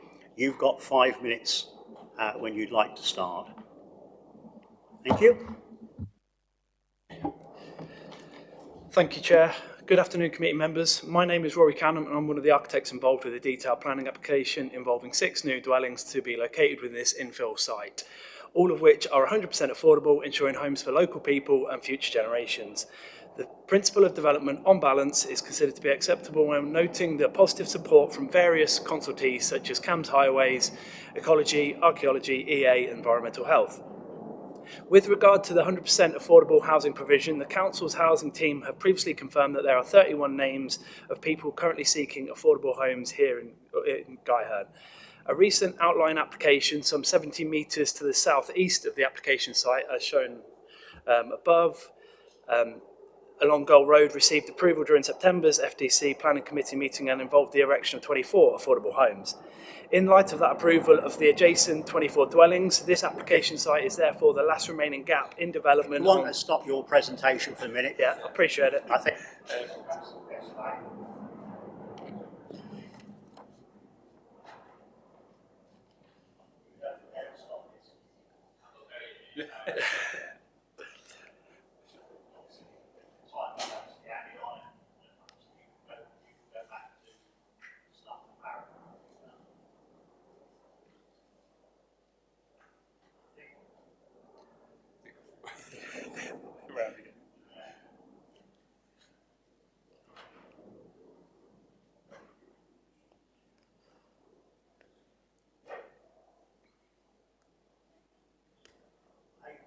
Do you feel happy enough to start again now? Yeah, I'll carry on. Carry on. I appreciate that. No worries. A recent outline application, some 70 metres to the southeast of the application site along Goal Road, received approval during September's FDC Planning Committee meeting and involved the erection of 24 affordable homes. In light of the approval for the adjacent 24 dwellings, this application site is therefore the last remaining gap in development on this side of Goal Road and would represent a completion of the linear pattern of development along Goal Road, therefore showing the compliance with policy LP3 with regards to infill development while simultaneously not extending the village boundary. The proposed 6 affordable units within this application look to successfully assist in meeting the remaining provision of the 31 affordable units assigned to Guyherne, taking the new total to 30. Furthermore, the design proposals put forward within this application are also in keeping with the form, scale, character and materiality of the immediate area, mirroring the similarly sized scheme which has been built to the north of the site. We naturally approached the parish in August 2024, prior to any formal application being submitted, where the parish noted their interest in this site being a rural exception site, supporting affordable housing for a registered social housing provider. Subsequently, we have therefore submitted this application following this positive pre-application consultation with the parish, where they had a separate objection based on the highway traffic and parking concerns. The separate highways consultation concluded and highlighted no objection in these same concerns. It should be noted that ample off-road parking is provided, including 2 new access driveways as seen above, which achieve suitable turning circles and visibility displays, all in accordance with the Fenland local plan. The applicant has been in dialogue with Anglian Water directly, where they have a pre-development drainage strategy agreement in place should planning be sought. This involves foul drainage connecting to the existing infrastructure along Goal Road, while surface water is to discharge to the existing drain to the rear of the site, subject to separate agreement with the IDB. In terms of flooding, the application is located on the border of flood zone 1 and 3. The sequential test submitted within this application clearly justifies the search area as being the parish boundary and therefore not district-wide. A similar approach taken for the recent approval of the 24 to the southeast of the site, with that specific application site being located further into flood zone 3. The site is also technically safe from flooding, with the indicative street scene showing that the proposed heights are comparable with the neighbouring dwellings and the land levels will not be raised above road level, which mirrors the approach of the built dwellings directly opposite and to the north of the site, where no issues have been identified. To conclude, we truly feel that this application is a perfect example and sole reason why rural exception sites exist, in order to allow affordable housing to sufficiently meet the obvious local need. The proposals are therefore considered acceptable in respect of character impact, amenity impact, biodiversity impact, and the highway safety impact, and we would request that members support this application. Thank you. Thank you very much. Now I'd like to invite members to put questions, clarifications to Mr. Walford or Mr. Canham. If you'd like to speak, raise your hand. Councillor French, thank you. Thank you. Have you been in discussions with North Level Drainage Board? They've commented during the application and confirmed what we did the development. I think we did the 8 to the north, the private market sale. So we've got a lot of the info we needed from that we've adopted into this one. Essentially, the easement, the 9-metre easement to the back, no pathways, ramps, or anything within that area. They accepted discharge to that on the previous one, so we sort of assumed that we'll roll on the same. And they've essentially, from what we've heard, I think the applicant has made a direct contact as well. Yeah. So as far as we're aware, not ourselves, but we sort of know from the previous ones what the plan will be. If I can come back, please. If you seek, if this planning application is approved, what will your plans be? Because everybody seems to forget when there's a riparian dyke and they forget to tell the owners that they're responsible for the middle of it. Have you thought about that?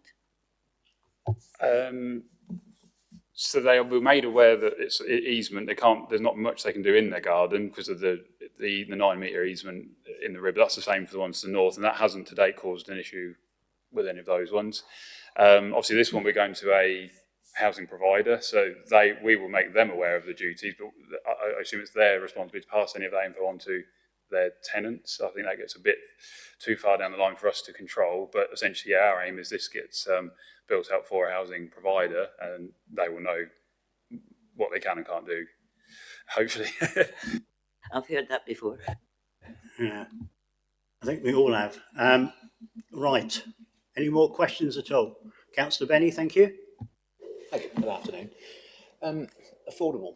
What is the split of this in terms of shared rental, or are they all going to be rental? That's my first question. And the second one will be, will preference be given to local people to these houses as well? From the statistics we had before, there is certainly need within Guy Hearn, although the other 24 will help alleviate that. But will local people be given priority to these houses? Do you know, please? So we've been in contact with Fenland's housing officer to try and lock down a provider. I'm not sure how much you know, but we do sometimes struggle nailing down a provider on smaller sites. They prefer sort of bigger collections of them. So we haven't confirmed, we've not got a definite one lined up. We have, in light of the recent approval, we've obviously made contact with them and they have shown interest in it. We do also have another lead earlier this week that is a shared ownership one, a slightly different model. People will be shared ownership. But no, to answer your question, I can't guarantee exactly, but the preference obviously will be housing association. Those are ongoing. That's why we haven't entered into the 106 and all the legals to go with it, just like the other application didn't, because we don't have one yet and we don't have an approve or a nod that it's a goer either. So it's a bit of a chicken and egg. But I think this will, if approved, we're on our way then, and we can have serious talks then with those. I think there's about 3, I think, personally in the running that will probably have, but they've all got different models. Whether they're local preference, I assume so. I'm not. Again, they're all different. We'd have to quiz them on that. But essentially, our whole basis is that there's 31 registered names in the Guy Hearn area, and that would be our preference. That yes, they are for those people. Whether that's a condition that can be applied or something that's in the 106, I don't know how that works then, unfortunately. Yeah, I appreciate where you are with that, but it was just interest as to what the breakdown would be and what the local people. I like to see local people be given the opportunity of a home rather than people from outside the area. Thank you very much. Okay, yeah, thank you, Councillor Benny. That was one question that I was going to ask, but there we go. Quite all right. Anybody else at all? Any more questions at all? Applicant for the agents? No, thank you very much.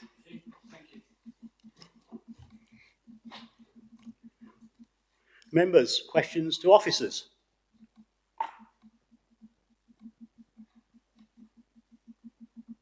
No? Everybody's quiet? No? Okay, thank you. So, with that, now I'd like to invite members to debate the item in respect of the material planning considerations and ask officers any questions relevant to the application. If you'd like to speak, please raise your hand. So basically we're in debate, and Councillor Marks would like to kick it off. Thank you. Thank you. We were here a month ago, so I really don't see what there is to debate over this. It's literally 4 properties along the road. We've heard exactly from the agent today, which we heard from the agent previously. Yeah, we're playing hokey cokey again with flood zone 3, but actually we had 24 affordable homes there down the road. They are houses as well. They are not bungalows, which I'd like to add to the mix, which on number 15, they are bungalows. So I don't see that there's much to debate on this. No. Councillor Benny, thank you. Yeah, thank you, Chairman. Yeah, myself and Councillor French visited this site yesterday morning, and in my time on the planning committee, a lot of houses down that road have been passed. If it wasn't for development, Guy Herne would not be a destination place to go. All those houses down there look nice. They all fit in. Now, truly, all these gaps are going to be filled in at some point. But that has made Guy Herne a destination place where people will want to live because it's got some very nice houses in there. And truly, the building that has gone on both sides of the road there enhances Guy Herne. And at some point, these bits of land will be filled in. We've got a good solid application in front of us today. As Councillor Mark said, exactly the same arguments for and against last time. I should be supporting this application this afternoon. Okay. Still in debate? No, that's the end of that then. Thanks very much. Right, officers, have you got anything to add to this? No? Okay. So, do I have a proposal to go with officer recommendation to refuse planning permission? I don't. To refuse, yeah, never mind. One slip up can always be forgiven, Councillor Marks. 2 not so. Anyway, so I can't see anybody else wanting to propose to go with officer recommendations. So obviously that fails. Can I have another proposal, please? Well, I don't know. Anyway, somebody put the hand up. Okay. Councillor Marks. I would go against officer's recommendation and approve this application. And basically, I would use what we heard last time a month ago. Really, we've already set a precedence for this site, and they are exactly the same reasoning. Yes, you know, we've agreed regarding the flood zoning. We believe it will bring better character to the village as well, and that's where I am.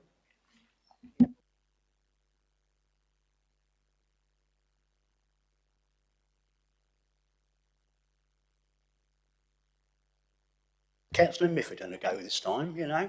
He sits there well. And yeah, so you'd like to second that, would you?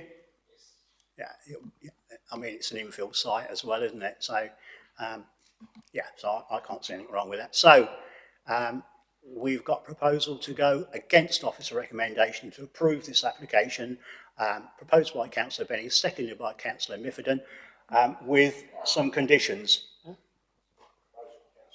Yeah, Mark, sorry. Seconded by Councillor Miffordon. I made a mistake now. It's catching. Right, with conditions that if... Through you, Chairman, obviously recommend we need a section 106 in relation that's where I was going to come through. Recommend it's delegated subject to section 106 for that and any other matters, and obviously delegated conditions to officers as well. Yeah, I mean, if it doesn't come back as affordable or shared ownership, whichever, it probably needs to come back to committee. I think everybody would be happy with that, wouldn't they? Are we able to also put in that it's for local people? Oh, can we condition that or not? I think we could word something. Through you, Chairman, normally it's to be in accordance with our housing policy. So, and that's pretty standard, that, yeah. Here, sorry, Councillor French. Yeah, can we make it crystal clear what the section 106 is for? We did have an application last month, and afterwards the applicant was very confused that because it was a self-build, he had to sign a section 106 for undertaking. So please make it crystal clear what they have to do. Okay, you want to make it crystal clear what we need to do for Councillor French? This is a Section 06 required because the scheme is to be 100% affordable housing. So the affordable housing provision. Shared ownership as well. Can we? I mean, that's... Through Chairman, that's the moment, obviously, that's something that will be bottomed out through the process. Obviously, if it's something that officers have concerns with, or that, they weren't willing to sign it or anything, then we would bring it back to committee through the standard process. That's good. Yeah. That would...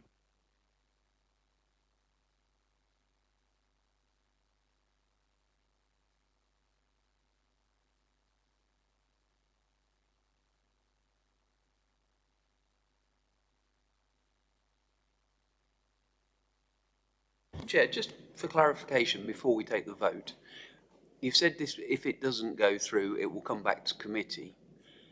With the changes that are muted now within planning, will that still be the case, say, in 18 months' time? You don't really know. Through you, Chairman, how long's a piece of string? We don't know, do we? No, but in theory, because obviously, obviously powers are being changed more towards the planners themselves. My concern is that if we are saying now that it will come back to us, is that the case, or is it likely that it will just be for planners then to decide thereafter? I think it's a bona fide question, personally. I have no idea what the secondary legislation will say, so I can't. It's all depending on what the secondary legislation says. It may say that things submitted before a certain date stay in the existing scheme of delegation. It may be immediate. We don't know. I can't give you an answer, unfortunately. I think legislation will go through, but I don't think there's any meat on the bone yet. I don't really think anybody knows what's in the pudding, really. The pudding is there, probably there, but what's in the pudding, I don't think anybody knows, really. I don't think it's more clearer that we can give a definitive answer either way, can we? Spot. Yeah? Spot. Okay. So with that, so just to go backwards, we've got a proposal to go against officer recommendation to approve this application by Councillor Marks has proposed it. Councillor Mifflin has seconded it. Can I have a show of hands on that? That application has been approved. Thank you. So now I'll hand over to David Grant, Senior Development Officer here at Fenland, to present agenda item number 11, F/YR25/0530F. So David, when you're ready, please. Thank you, Chairman. This full planning application seeks planning approval for the change of use of an existing paddock land to dog exercising areas, including the erection of 2 shelters, a detached dog grooming hut, and a 1.8 metre high boundary fence, as well as the formation of associated hard standing at land south of Wenny House, Artons Way, Chatteris. The application site comprises 1.59 hectares of existing grassed paddock land, which is dissected by an existing site access running from the A142, which serves the dwelling Wenny House, and an existing business named Welly Wearers. There are no buildings or portable field shelters on either of the paddocks. This land is bordered by a 1 metre high post and rail timber fencing with an established 4 metre high hawthorn hedge and 12 metre high Leylandi tree line on the northwestern boundary. The site is outside of the established settlement of Chatteris within the parish boundary of Mainey. Slide 3 shows the existing site plan, with slide 4 showing the proposed site plan. The development is to be accessed utilising the existing access point, albeit this is to be upgraded, being widened to 5 metres for its first 10 metres from the A142 and metalled for its first 10 metres. The paddocks either side of the access track will be used as separate exercising areas, each with their own gravelled parking area and lean-to shelter. These exercising areas will be bordered with a 1.8 metre high post and mesh fence. An area for dog grooming is identified in the northwest corner of the site, adjacent to the existing country store business, and will be operated from what resembles a shipping container. Car parking is proposed to utilise the existing car parking available for the country store. Slide 5 shows the proposed elevations of the dog grooming business and exercise shed. Slide 6 shows the proposed street scene and fencing details. Kindly note the level of visual permeability of the proposed fence in the bottom right-hand corner of the image. Slide 8 shows the site photos, with slide 1 showing the view of the junction of the A142 and Langwood Hill Drove toward the eastern exercise field. Photograph 2 shows view looking north up Langwood Hill Drove with the exercise field off to the left of the image. Photo 3 shows the existing site access to be utilised to access both exercise fields and the dog grooming business. And photo 4 shows a view towards the western site boundary. Photo 5 shows a view of the western exercise field and the existing Welly Wearers business. Photo 6 shows the area of land to the front of the business where the dog grooming business will be located. Photo 7 shows a view looking east towards the existing access and line of trees towards the centre of the site. And photo 8 shows a view looking south from the parking area towards the western exercise field. In summary, this application seeks full planning approval for the change of use of existing paddock land to dog exercising areas, including the erection of 2 shelters, a detached dog grooming hut, and a 1.8 metre high boundary fence, as well as the formation of associated hard standing. The scheme is considered acceptable on balance with respect to technical matters regarding highway safety, neighbour amenity, environmental health, flooding, ecology and biodiversity, subject to the appropriate conditions. It is considered that the proposed scale and boundary treatment does not materially impact the open countryside and is in accordance with policies LP12 and LP16 of the Fenland Local Plan, as well as DM3 of the document delivering and protecting high quality environments in Fenland. As such, the recommendation is one of approval. Yeah, thank you very much. We have one speaker on this application. I'd now like to invite Matthew Hall, of course he's the agent, to make his presentation to the committee. You've got 5 minutes, Mr. Hall. Thank you. Thank you, Mr. Chairman, members. So on site at present, there's a cafe, a shop selling various country goods, animal feeds, gift shop, homeware, and that business has been on site for approximately 8 years. And there's already parking on site and an existing access, as Mr. Grant has said.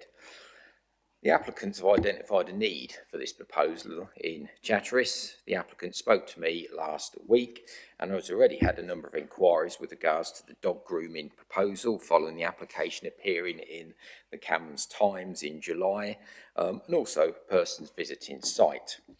As members will be aware, there are other dog exercise areas in March, Maney, Doddington, which are popular. There's no technical objections to this application, it's all in flood zone 1. Queries were raised by the highways officer and we were given time to address these, which was very, very grateful to receive, absolutely keen. We were given time by Mr. Grant to address these, and the highways have now come back. There's no objection. The proposal is to upgrade that existing access slightly, which the applicant is well aware of. The proposal will allow further expansion of an existing business, looking to employ further persons for maintenance and a further person for the dog grooming business, and all, in our opinion, complement the existing business. The officer report by Mr. Grant sums up the application very well. Recommendation to approve. I think the comment, I think it was Chatteris Town Council about having 2 metre high industrial fencing settled round. We haven't proposed that. It would, in my opinion, stick out a mile. We're next to a very, very prominent road here. We've worked with the officer. He kindly gave us some suggestions on fencing, which I think we've took on board. Recommendation is to approve. Thank you. Very much.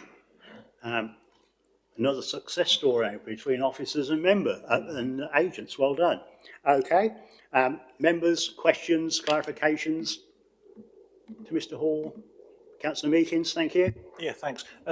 You covered part of what I was going to ask about the fence, that Chatteris Town Council wanted a 2 metre high one, but 1.8 is considered high enough. What about their proposal for the double gate system of access to each of the areas? Have you considered that?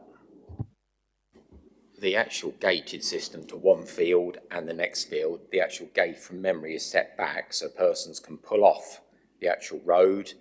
I believe they'll book online and then they get a code for the actual gate to open it. So when they approach, they put the code in and it opens. But I think we've set it back from that private road so people can pull in so they don't disturb the actual main access. So is that to access the 2 fields for the dog exercising? Yes. Thank you. Yes. The main access from the main road will always be open. Yeah, thank you. Yep. Anybody else? Any more questions? Mr. Hall? No? Thank you very much. Well, members, questions to officers?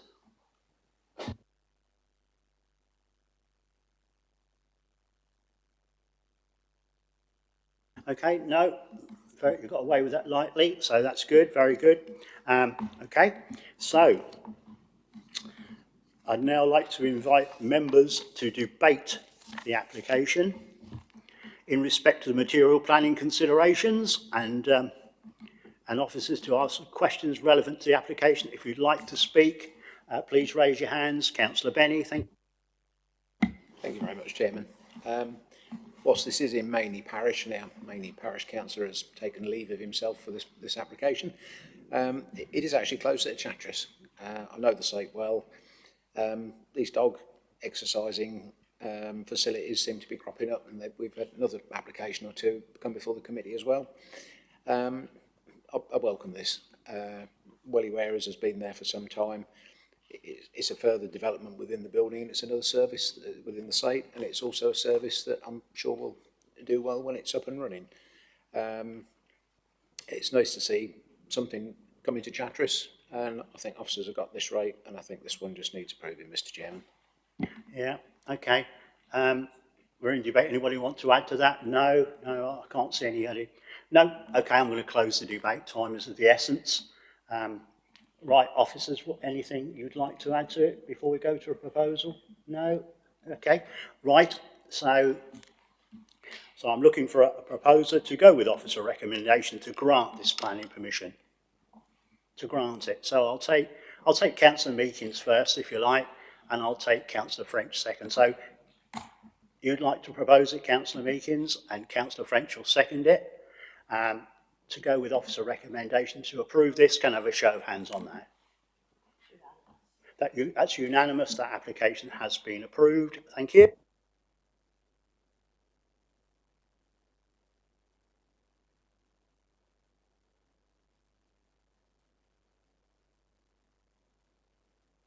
So we'll quickly move on to agenda item number 12. Now I'll hand over to David Grant to present application FYR F/YR 250698F.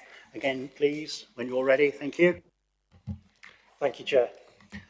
This application seeks full planning permission for the erection of a self-build, custom-built dwelling and garage, the change of use of land and the erection of an industrial shed, as well as the formation of an access in association with a grounds maintenance business on land west of Burnley House. The existing business is located outside of the application site boundary on adjacent land to the rear of Burnley House. The application is on agricultural land located to the west of Burnley House, Wimbledon Road, Mainey. The site is currently used as grazing land. The surrounding area is characterised largely by open and undeveloped land used for agricultural purposes.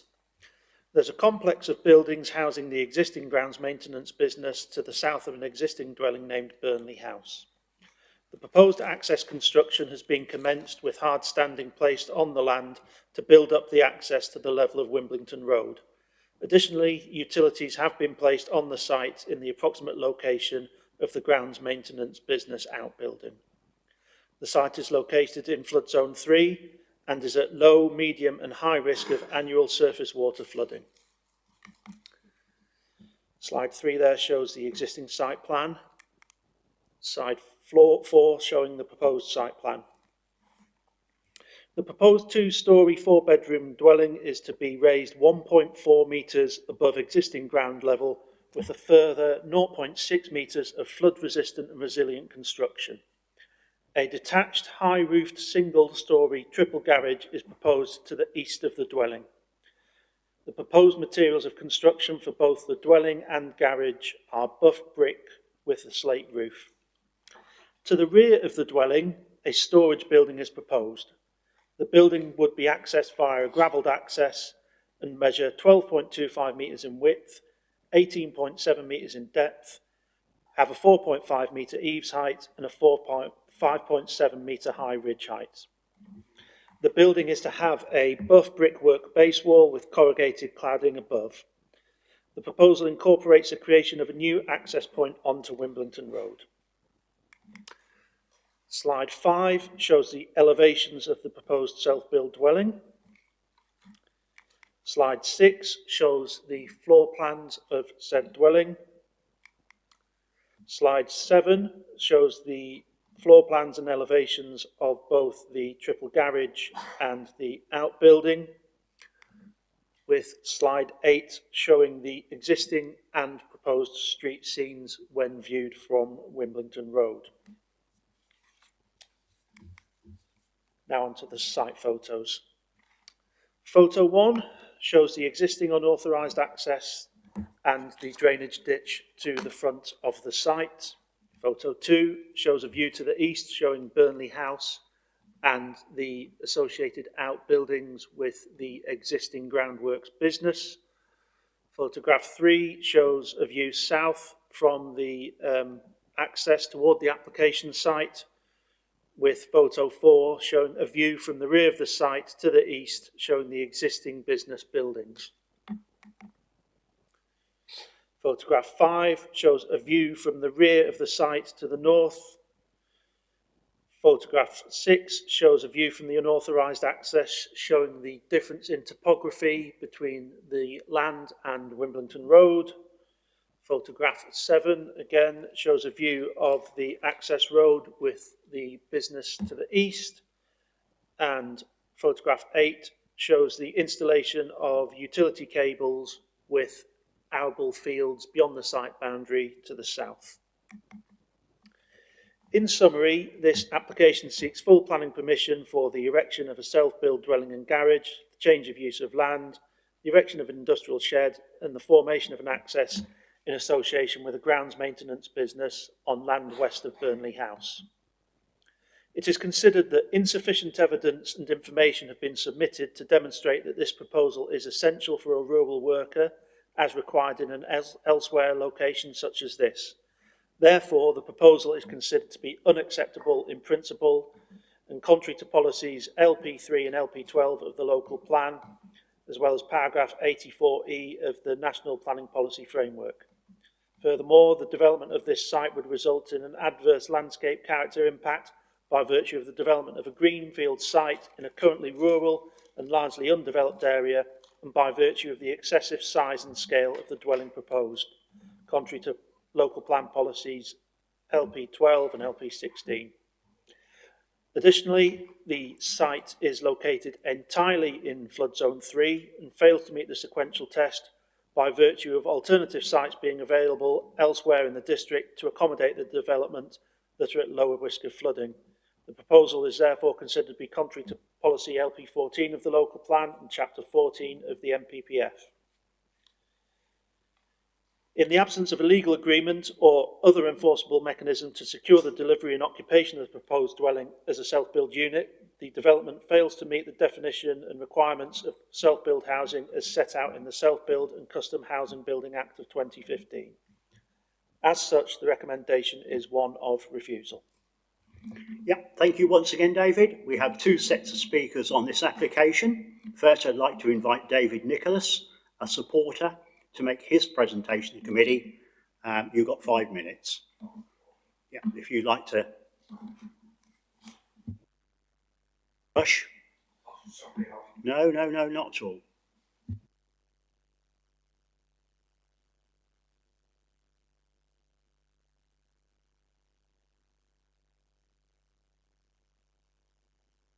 Is that it?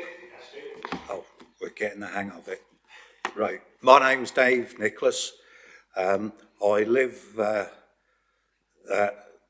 quite close to this location, probably 200 or 300 metres. I've lived there for 10 years, but farmed the land for about 30 years. And my father farmed the land prior to that. So I've got experience of that land for the last 70 years. And in that time, there's been no flooding whatsoever.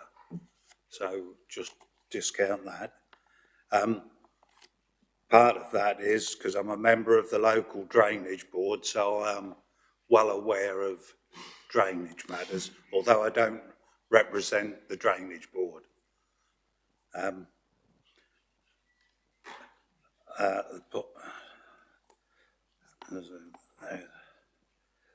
As regards, I understand there's been people trying to imply there's not good road visibility. That's not true. As I've just said, we have farmed there of experience of 70 years, and we've never had a problem. The visibility in both directions is very good. The one problem I had with farming was theft, but since I moved on the farm, that's virtually reduced, and I can understand why Mr. Harrison wants to live with his buildings with his equipment in to keep them secure, because that in the Fens is a bit of a problem. So that's it, gentlemen. Yeah, thank you. That's some relevant points there you've made. Well, questions, Councillor Marks. Mr. Nicholson, thank you for that. I live in Maney, travel the Wimbledon Road every day. Regarding access and vision along that road, would you agree? Well, certainly from where you come out on Lions Drove, you can see Boots Bridge, and then the other end you can actually see up to Polysports. So that's got to be 1.5 miles in total. Well, I would have said it's approximately a mile to Boots Bridge. Yeah. And it's perhaps a little bit more than a mile, but I've never measured. No, nor have I, but at least, and you're about halfway between the two, roughly between the two.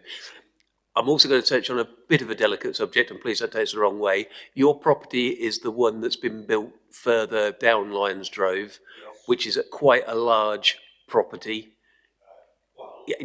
A large with a large. And then have the three garages or the garage separate to it. Yeah. So in keeping. This one that's being proposed today is very much within the same sort of size and scale as to what you've already been given. Okay. Okay, thank you. Okay. Anybody else? No? Got any more questions? No? Yeah, of course you can. Absolutely. Sorry, one further question. You mentioned regarding you're on the drainage boards. I'm not. I believe that comes under Wimbledon, which. Okay. Good. Yeah. Yeah. So that comes. I'm not on that because I'm on Maney and Welney, but it's, as you say, you are unaware of any flooding within that area. They're saying flood zone 3, which, okay. Is that land, do you happen to know if that land is actually drained at all? You mean hollow drain? Yeah. The clay, or this, Mr. Harrison's, this field? No, I can't. Okay. It could well be, but I'm not aware. But you've not seen it flood before? No, thank you. And being on the bet for 70 years, you would have seen something, wouldn't you? been farming that land, you would have, so it's clear to see that land hasn't flooded as far as in your 70 years. So thank you very much. Nobody else at all before you just leave? No? Thank you very much. Bless you. Thank you. Right. Members, questions, clarifications to officers? The agent. Oh, sorry, we've got the agent, haven't we? Yeah, sorry, we have got the agent. Yeah, so I'd like to invite Matthew Hall. Sorry, Matthew. And Mr. Harrison, of course. Thank you.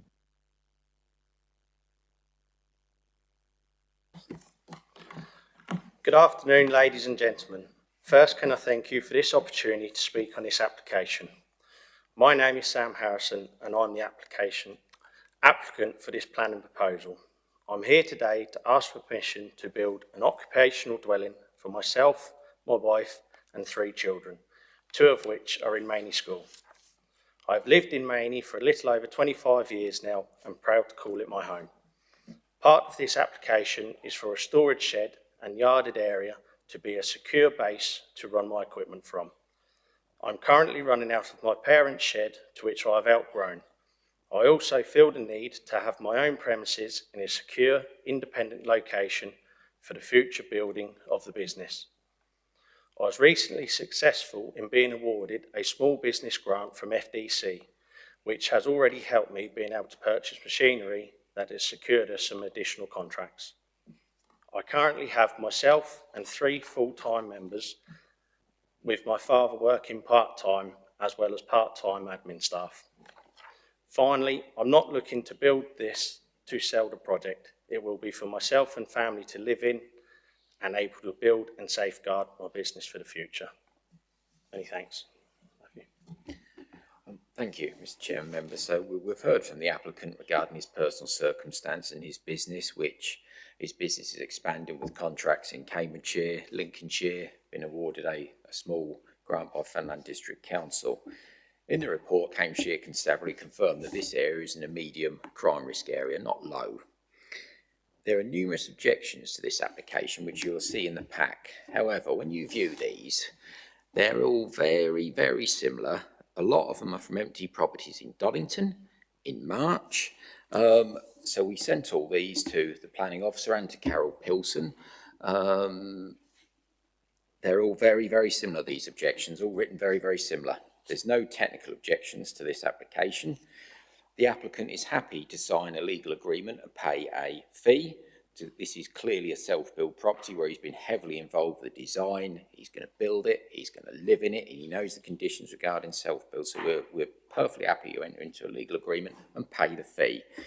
We're not applying for a residential dwelling, as Sam has said. Using this site is logical. He lives in Maney. This site is obviously next to the shed he uses. The existing shed next door is also in flood zone 3, as are the adjacent buildings, as is the gentleman who just spoke, his dwelling as well. The Environment Agency have no objection to this application. It's for an established business that wishes to expand with further on-site storage equipment. As Mr. Harrison has said, there's 3 full-time staff and himself, and some part-time staff, including part-time admin staff. The design, in my opinion, in relation to National Planning Policy, paragraph 84, in our opinion, would enhance the setting. It doesn't create any adverse impact on neighbouring properties. No one's objected in the adjacent sites, and also it's a very, very similar size to the gentleman who's just spoken, who is located just off the map. There's no technical objection to this application. It's an established business that was started by the applicant 17 years ago, who's outlined his personal circumstances. Thank you. Thank you very much. Members, questions, clarifications at all? Councillor Marks, thank you. Thank you, thank you, Mr. Harrison. Regarding an established business, obviously over the years, I take it you've expanded, and that's more contracts, more equipment. With where you're parking at the present time, you say you've outgrown, which I understand. What benefit will this extra area give you? So we're hoping to further on expansion in time. don't want to be one of those that grow the biggest and fall the quickest. Steady expansion is what we've been going on. Currently, we are based out of my parents' shed. I've almost evicted almost everything of my father's out of the shed, so he's housing me, basically. He wants his shed back, hence we've got to go this route.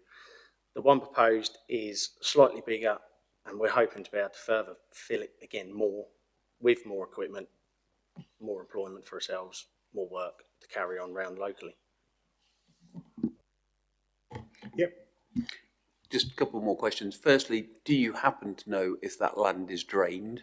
And equally, as a sort of a garden business, do you have a flail where you could keep that dike tidy, for number one? Yes, we've done projects on existing land and we have hit land drains across there. So yes, formally it is land drain as far as we know. Secondly, yes, we have got equipment to flow the dike out, as all our equipment though is compact. It's all classed as light goods. So we have got equipment to flow it out, but only to a certain reach as far as we can. We already maintain the front of the dike, like the roadside, purely because it does get overgrown if we don't. So we maintain it ourselves and keep it as clear as we can, basically. And one final question. I probably know the answer to this anyway. Gamp Farm is what, half a mile up the road?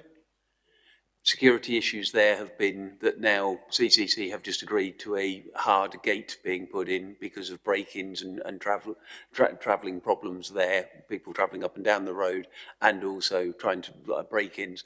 Is that similar to yourselves? So at Dad's property, it's been secure, but previously there has been two, basically, guard dogs there. The dogs are now gone and passed away.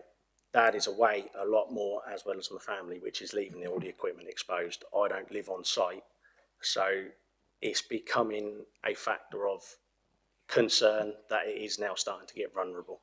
And with the equipment not being able to all fit in the barn, anybody's been up and down there, there is mini diggers and vans sitting outside, which are vulnerable now. I can actually agree that because I travel it most days and see the equipment sitting there. Thank you. Anybody else at all? Councillor Benny, thank you. Thank you. Question for Mr. Hall. We would talk about drainage, whether it drains or not. That's only an opinion. But you've come up with I'm sure you'll give us some assurance that there is a drainage scheme here, whether it's just building the land up that will safeguard all of this from flooding. There is a technical solution to this, irrespective of whether the land drains or not, but you will come up with a technical solution to solve any flooding problem to the property that's proposed here today. In answer to your question, yes. You can see it's quite a large site. A lot of it is permeable area, large amount of area for soakaways, which would be in accordance with building regs. There's also a drainage ditch at the front, riparian ditch, but I would suggest here that it will be on-site drainage. Also, it's likely there'll be some rainwater harvesting as well. From the actual shed, which could be used in the business. Large site, there's no restrictions here, so the answer is yes. And here, obviously, there's no mains drains along there. It would be a treatment plant, but the site is large enough, which is one of the reasons we've made it large, for drainage, for a treatment plant. Finger drainage come out the back, so yes. Okay, anybody else at all? Before we let these gentlemen go? Nope, thank you very much.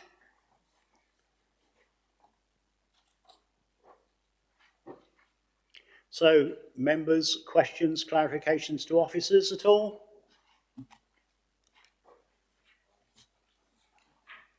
Councillor Mark?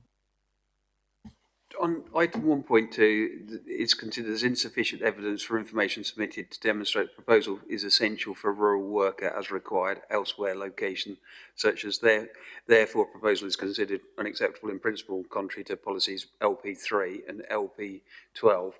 We've heard from Mr. Harrison regarding security on site, and the business is actually running from next door. How would we then establish that it's not needed if he put a shed up?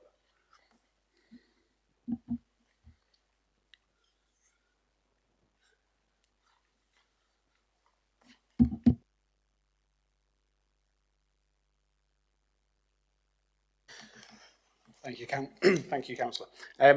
Yeah, in terms of that part of the report, the application wasn't accompanied with the accompanying information that the applicant has discussed. So the justification on the basis of security wasn't with the application, but also that wasn't material plan consideration considering the proposal. It's self-built and custom dwelling in an elsewhere location. So the principle of this is based on whether it's appropriate within that location, within what is considered to be an elsewhere location. So, as I say, the application wasn't accompanied with the information that the applicant has just given you there and now. Thank you. Okay, any more questions to officers at all? No? Okay, thank you.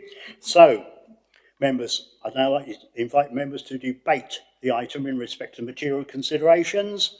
If you'd like to speak, please raise your hand. Yeah, I'll follow you, Councillor Marks. Carry on. Okay, so I think, yeah, I know the area. Obviously, I travel it twice a day at least. I think first and foremost, we've got an application here. We've got a business that is expanding. It's good to hear it's been supported by FDC in the past. We've got a young family that need a new house, by the sounds of things. By having the house, they have the land that their parents have owned or whatever and bought from their parents, and it gives them also the comfort factor by putting up a building, security, and extra help, probably more than anything, regarding parking and stuff like that. I think regarding flood zones, it really concerns me, as Councillor Benny will know, and Councillor French, we've had previous applications of like workplace homes where security has been one thing. However, in Maney, we then have built out of the ground so high with Jason Cooks that quite honestly, you literally need a ladder to walk into the front room. We've heard we've heard the applicant or from the agent that we can put in mitigation to stop that. We've also heard from a gentleman over there who's obviously farmed the land for a long period of time that it's not flooded. So I don't see that really now. It should be taken into consideration. Personally, I feel this one should just be supported like we have done so many others with workplace homes.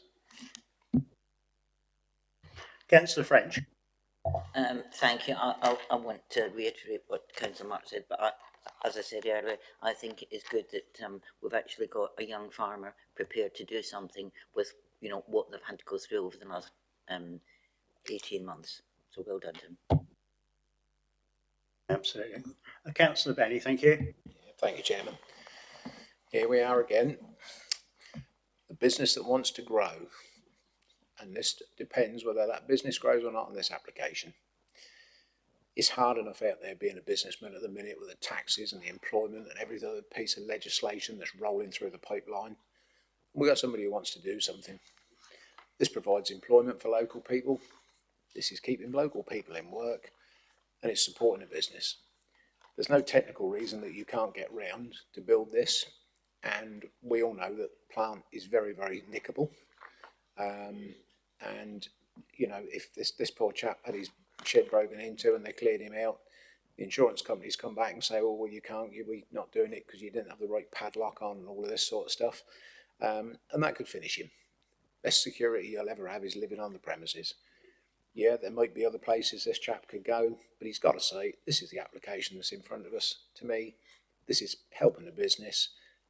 This isn't an elsewhere location. This is this man's home, and I will be supporting this application this afternoon. Councillor Marks. Totally agree with Councillor French, Councillor Benny. A couple of things I would just like to add in as well. The visibility display there is very, very good, unlike the application we had further down for, I think it was 7 self-builds, Poppy Fields, which was a totally different application to this. And quite honestly, I was surprised that was in front of us. I believe that's gone to appeal, whereas this one ticks all the boxes, and we've heard that the ground is also land drained as well, which has got to be yet another benefit. And also, the actual applicant himself is going to keep the drain clear, which again, you know, all credit to him. I am a little, and I am, as the sort of district councillor, a bit upset that we've had various letters put in that seem to be total waste of time. I hope whoever did that, you know, doesn't get the outcome they want, because quite honestly, I feel that that's wasted the committee time, and you know, that hopefully will not happen again. I'm just going to, yeah, I think it should be commended that a young family should, you know, be. I think they should be rewarded for putting, you know, investing in their business. We need more of that in Fenland. We're open for business. It says on our slogan, we're open for business, and it'd be an absolute travesty if we stop this. I shall be supporting this application, but I think I can see where this is going. So maybe I've got the last say in this debate. I don't think anybody else wants to continue it, do they? So I'm going to close it. Officers, please. No, you haven't got anything? Okay.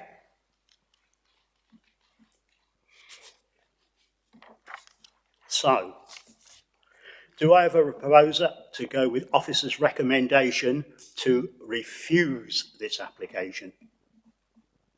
To refuse it, no less. There is no such taker for that, so that obviously fails. So I need another proposal, please. I think Councillor Penny, Penny and Councillor French, unless you want to. No. No, I think you've had okay. You should be rewarded. I don't think rewarded is the thing at all. But however, I think, you know, this application, I would go against officers' recommendation and approve this. I don't believe it's an elsewhere type location. I believe it's a good land use, making use for a family home and also security for the gentleman's business.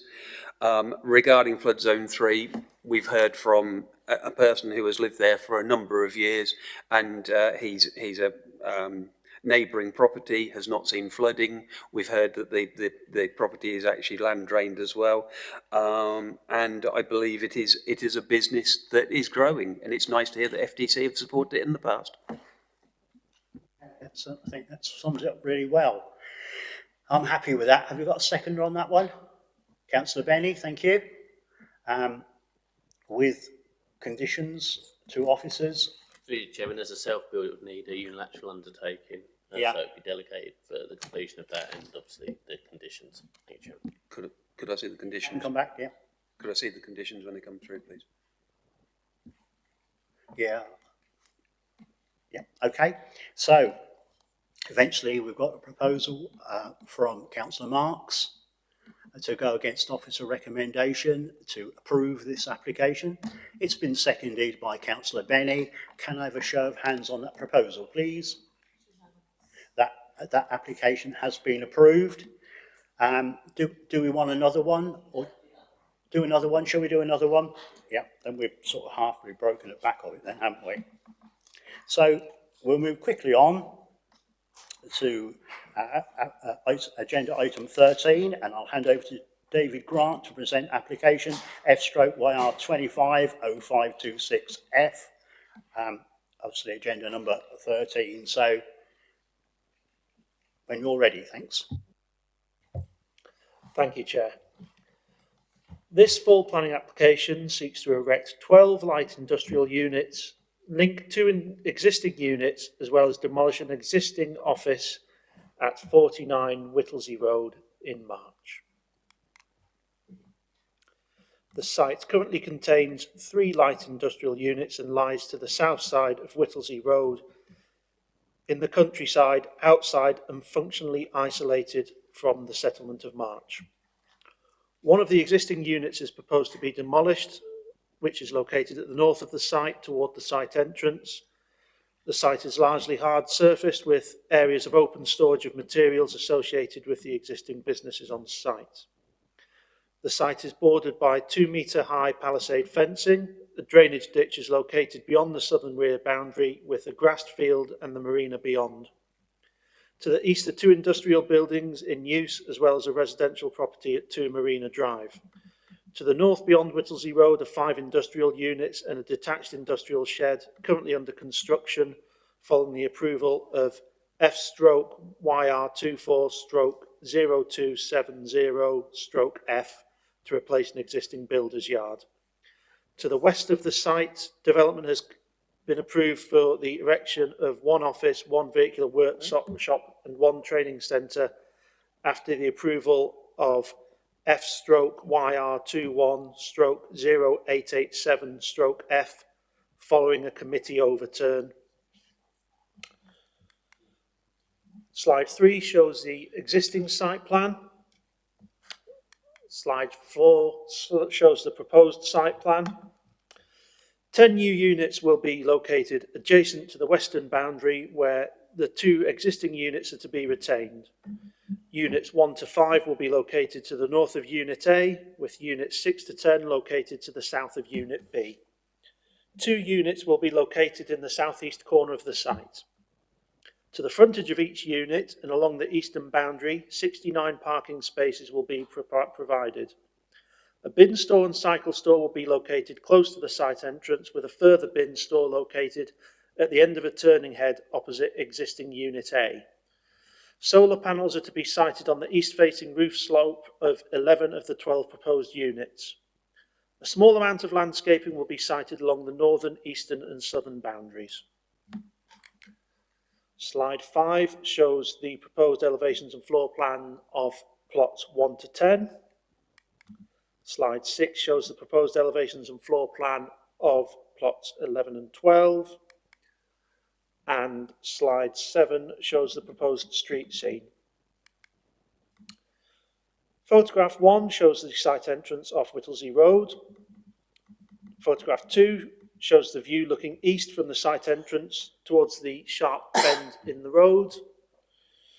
Photograph 3 shows the existing office building to be demolished, with photograph 4 looking north from the southern rear boundary of the application site.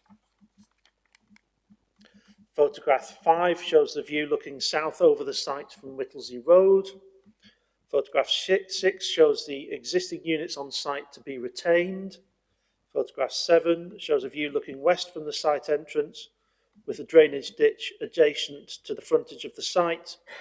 And photograph 8 shows the view looking west onto an existing agricultural field with the frontage of the site currently under construction following the application previously mentioned that was subject to committee overturn. In summary, this proposal seeks to erect 12 light industrial units, link 2 existing units, as well as demolish an existing office at 49 Whittlesey Road. This is considered to be an unacceptable proposal on a site in a sensitive location in the rural area beyond the western edge of the settlement of March. The proposal, therefore, falls to be considered under the policies of restraint that apply to the rural area, principally Local Plan Policy 3 to protect the attractive, undeveloped rural character of the countryside. The proposal is considered to constitute a significant urbanisation of the countryside. This is not a sustainable location. There would be a high reliance on the use of private car by staff to get to and from the site by virtue of its location and being sited on an unlit road with no footpaths. It is acknowledged that the site is classified as previously developed brownfield land, which is a material consideration in favour of redevelopment in accordance with national planning policy. However, this positive attribute does not outweigh the substantial harm arising from the significant intensification of the existing use and the resultant increase in the built form. The site is also located in flood zone 3, that is an area at the highest risk of flooding, in respect of which a sequential test is required to be passed. There has been no systematic assessment of allocated employment sites across the district to establish if suitable alternative sites at lower flood risk are available. In the absence of evidence to the contrary, it has therefore been concluded that the proposal will put people and property at an unnecessarily high risk of being affected by flooding. It is acknowledged that the proposed development would deliver certain benefits, including the provision of industrial units and the creation of local employment opportunities. However, these benefits are considered limited and do not outweigh the significant harm to the character and appearance of the area, nor do they address broader sustainability objectives. Accordingly, when addressed in the planning balance, the adverse impacts of the proposal weigh heavily against the application for the reasons set out above. As such, the recommendation is one of refusal. Thank you. Yeah, thank you very much once again, David. We have one speaker on this application. Sorry. Chair, sorry about this. I've suddenly realised, just looking at that, HGV, who is a tenant there, we are actually a supplier of forklifts too, and also that we use them for parts and stuff. I don't believe that makes me predetermined in any way, but I'd just like it noted, just so, if that's okay. Okay, that's noted, Elaine, isn't it? Yeah, thank you for that. Right. Away we go when you're ready then, Matthew. 5 minutes.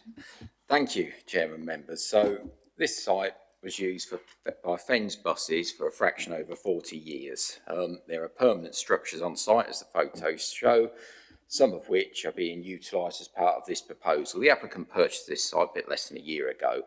At present, the units on site are rented out to existing businesses.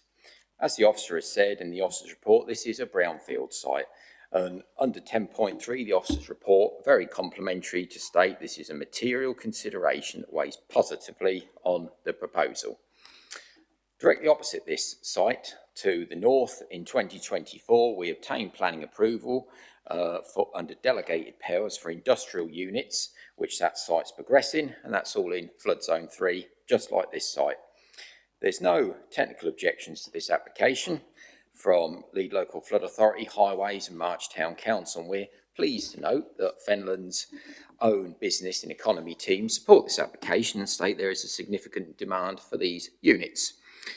This site, as I'll show in a map in a minute, is directly opposite a site under delegated powers in 2024 for industrial units that received approval, flood zone 3. Within the officer report, it stated on that application that the proposal was on an established site with some replacement buildings.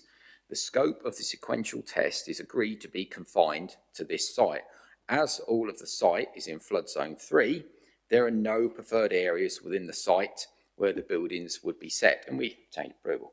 This site, directly opposite to the south, is also in flood zone 3, confirmed as brownfield, has been used by Fens buses, used to take me to school, for over 40 years, and is already partly developed.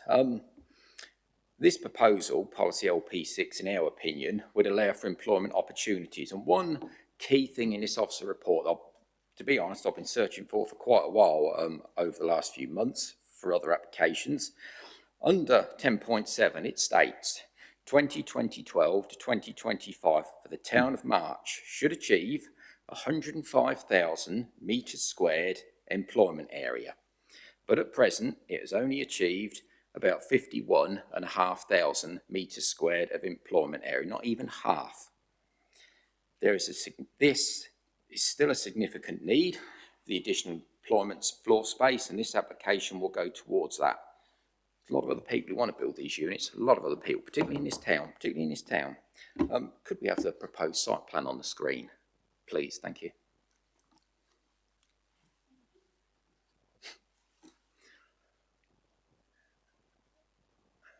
Thank you.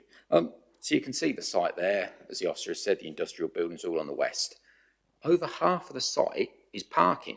Half of that site is parking, one, to help with our drainage, two, to comply with the local plan in terms of parking, not just for cars, but for vans. There's a mixture there, and obviously within the units there will be parking as well. And you can see we've used existing buildings that are on site that are already rented out. Proposal doesn't affect the board's drain, that's all to the north on the opposite side of the road, and middle level haven't objected. Could we have the other map on the screen I submitted on Monday or Tuesday, please, the photo, thank you.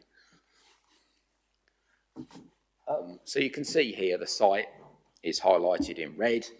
Directly to the west is the Force 1 site where works have commenced. That was approved by members in 2021, flood zone 3, and beyond that is the middle level offices to the west, which is also in flood zone 3. Directly to the north is a site I was on about, flood zone 3, industrial units pass, works commence. To the right, to the east even, there's industrial units with businesses, Fox's Boatyard, and to the north is also further industrial, there's businesses there, car repair business, servicing centre, etc. The report states it is a brownfield site. It's been in use by Fens buses for over 40 years who retired, and then the applicant, Mr. Rutherford, brought it. It's set between industrial sites. Over half of it is down to parking. There's no objection to this application. We've heard before at this planning committee that there is a need for these units. Members have said at this committee before, Fenland's own business team state that there is a significant need for these units, and we've just heard on the previous application from a member that Fenland is open for business. Thank you. Okay. Questions, clarifications to Mr. Hall? And Councillor Benny has one. Thank you. Thank you, Chairman. Mr. Hall, same question as before. We've heard big play of the fact that it's flood zone 3 and property is going to flood and heavens are going to fall and the whole world will come to a stop. But in the real world, there is a technical solution to stop this from flooding. We can build this up out of the ground. Again, the question is there a technical solution to this that will stop this from flooding, please? When we submit the application, we didn't just submit a flood risk assessment, we submitted a drainage strategy. The ditch directly to the south is in the applicant's ownership. From that ditch, which he, even before I went to site, he'd cleaned out, maintained it. From that ditch, there's a pipe under our site within our ownership, which is why we've shown parking there. So if we ever had to get at that pipe, we can, which then discharges into the board's drain to the north. We're putting underground a lot of attenuation tanks, so it should go in on taking, I guess, a greenfield runoff rate. So we did submit a drainage scheme as part of this application. Okay, Councillor Marks. Thank you, Mr. Hall. A couple of questions. Firstly, there's been a lot of there's been mention regarding footpaths. Correct me if I'm wrong, but isn't there a walkway that comes across the 141 down Marine Drive, and then it's what's that, 50 yards, if that, on that corner? So across the bypass, yes, there is a walkway on Marina Drive. Occasionally people do walk down Marina Drive, which is probably from the entrance of this site, 20 metres, guessing, just in the top right-hand corner of our site. That's correct, yeah. Okay, and second question, at the moment, obviously the site, I've been to the site a couple of times, the site is in use. Is everything let that's there?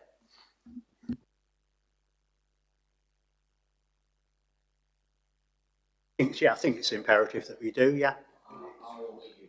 Would you like to, Mr. Rutherford, would you like just to come and sit here just for a couple of minutes so we can regulise things? Sorry, what was the question? Sorry, thanks, Mr. Rutherford. Question is, are all the units being utilised at the present time? Oh, yes, they are, yes. And do you have a waiting list for them? Yes, we do. Thank you. Right, any more questions for Mr. Rutherford now he's joined, or Mr. Hall? No, thank you very much.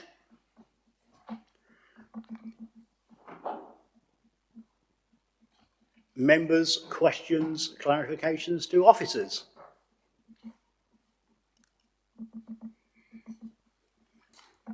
No? No?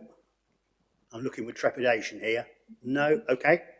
So thank you. I'd now like to invite members to debate the item in respect to the material planning considerations. If you'd like to speak, please raise your hands, and Councillor Benny's first, seconded by Councillor Marks. Thank you. Thank you, Chairman. Look at that map. It tells a story, doesn't it? We've got industrial units there. There is a carpentry shop there. There's a motor mechanic shop there. We come down, we've got Fox's Marina, which is there. We've got industrial units to the east. We approved Force 1, and we've got middle level offices. And the cream on the cake here is that the industrial units north of this site was approved in flood zone 3 with officer's recommendation. That never even came to committee. To say that this is an unsustainable site because it hasn't got a footpath is out of touch with local reality. If this was London, I would absolutely say yes. Well, no, I wouldn't even go that far. To rely on public transport, you cannot work in this area. You cannot have a life living in a rural area without a car. So to say that, you know, people have got to use public transport or walk here is ridiculous. Nobody does. Everybody, when you're 17 years old, you learn to drive, you get a car and you never walk anywhere around here. We've got plenty of parking spaces on there for people to come. This, to me, is an application. This should have been approved before. Look at it. Where else could you put industrial sites? Maybe down Thorby Avenue, but even that's filling up a bit. And that there isn't an application there. This application is here. I know when I was doing the economic growth job for Fenland, nearly every application that we had come before us, or everybody who came to Fenland looking for help, failed because we haven't got any industrial units here. We brought a policy in to try and help people build these kind of units.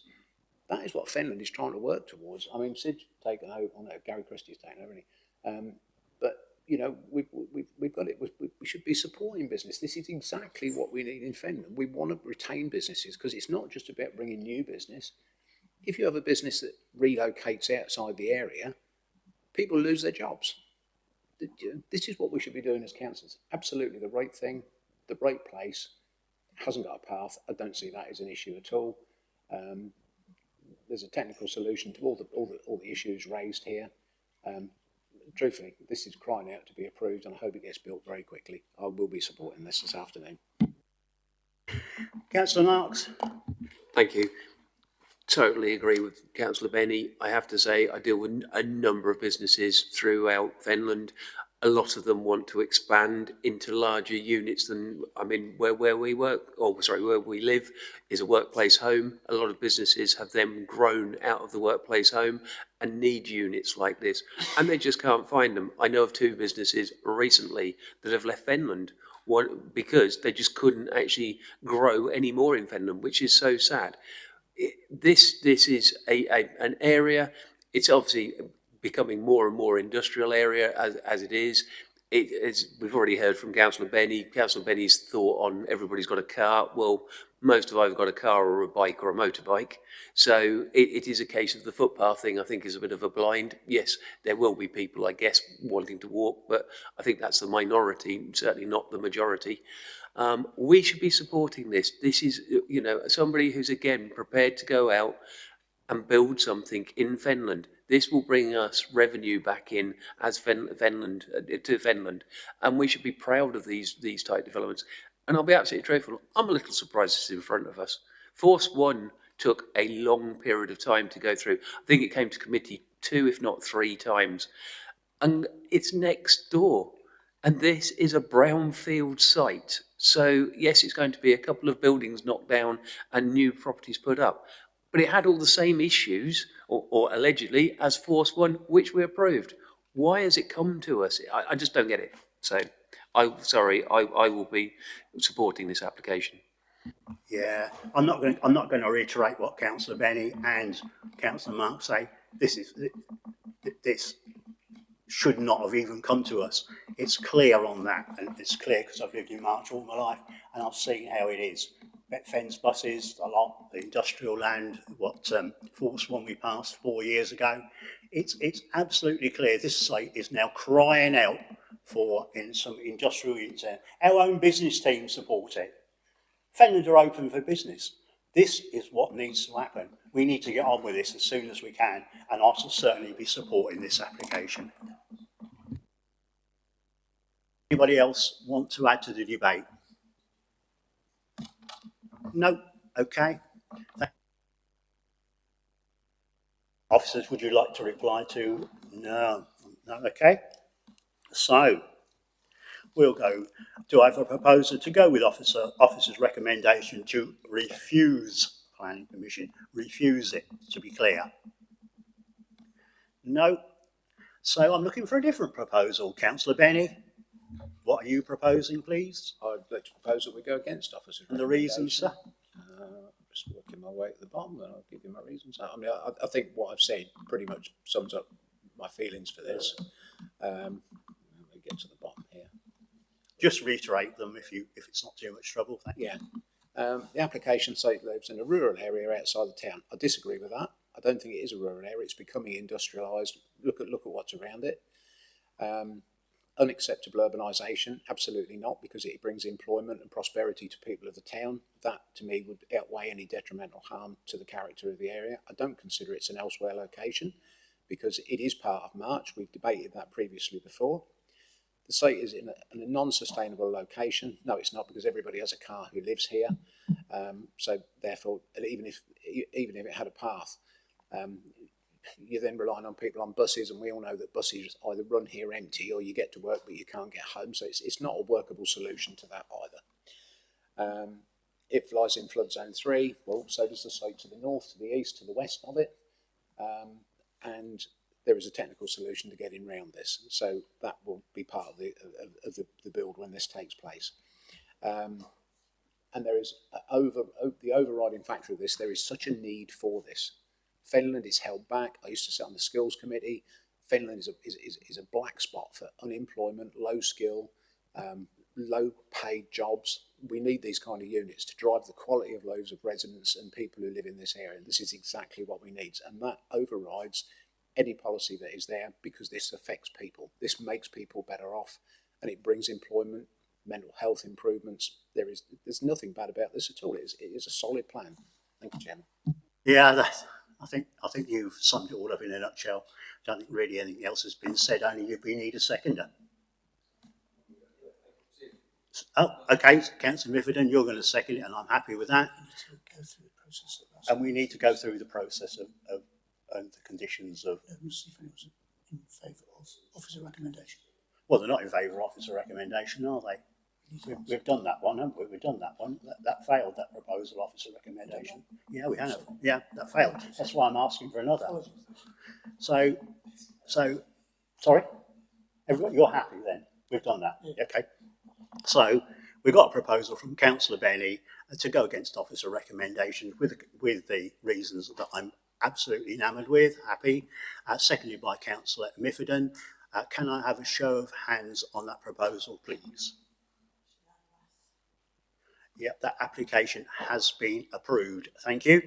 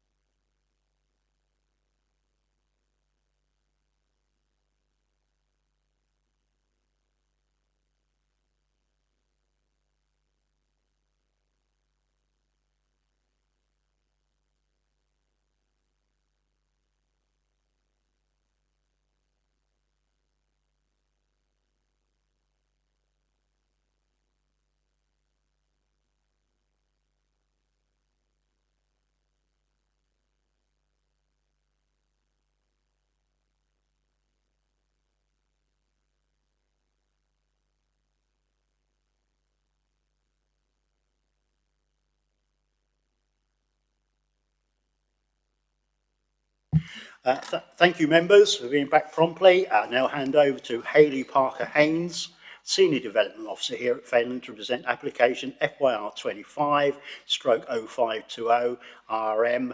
It's agenda item number 14. So, Hayley, when you're ready, please. Thank you, Chairman. This reserve matters application relates to details matters of access, appearance, landscaping, layout and scale for Plot 5 only, pursuant to outline permission FYR 240485 BOC, for the erection of a care home facility to accommodate 70 apartments with communal and amenity space. Before I begin the presentation, I'd like to provide a verbal members' update in respect to Anglian Water's concerns. As members will be aware, this application is recommended to delegate authority to the head of planning to grant planning permission, subject to the expiry of the consultation with Anglian Water. I have today received a response from Anglian Water confirming that they are satisfied the surface water hierarchy has been complied with, and therefore this application is now recommended for approval, subject to the conditions contained within the report. This application is before committee as the land associated with this is a Fenland Futures Limited project. The application site fronts Neem Parade and the riverfront to the west, with Grade 2 listed buildings beyond along North End. It lies to the south of Russell Road, west of Bedford Street, and is bound to the south by Wisbeach Police Station, which is a non-designated heritage asset. Further to the southeast are a number of Grade 2 listed buildings along Lynn Road. The site is situated within the Neem waterfront and Port Broad location for growth and extends to approximately 0.56 hectares. This site forms part of a larger site which benefits from outline planning permission for a mixed-use development comprising extra care apartments, commercial floor space and up to 60 dwellings, with all matters reserved. This permission was subsequently varied by application YR240485 VOC to allow for phase development, of which this is phase 1. Phase 2 to the east is proposed to be residential, with phase 3 to the north of mixed use, including residential and commercial. Access to the site is proposed from Bedford Street, with pedestrian access also proposed from Neem Parade. Car parking will be located to the south of the proposed building, with a dedicated service bay proposed on Bedford Street. Soft landscaping includes native, low-maintenance planting along the site boundaries, perimeter tree planting and trees integrated within the car parking area.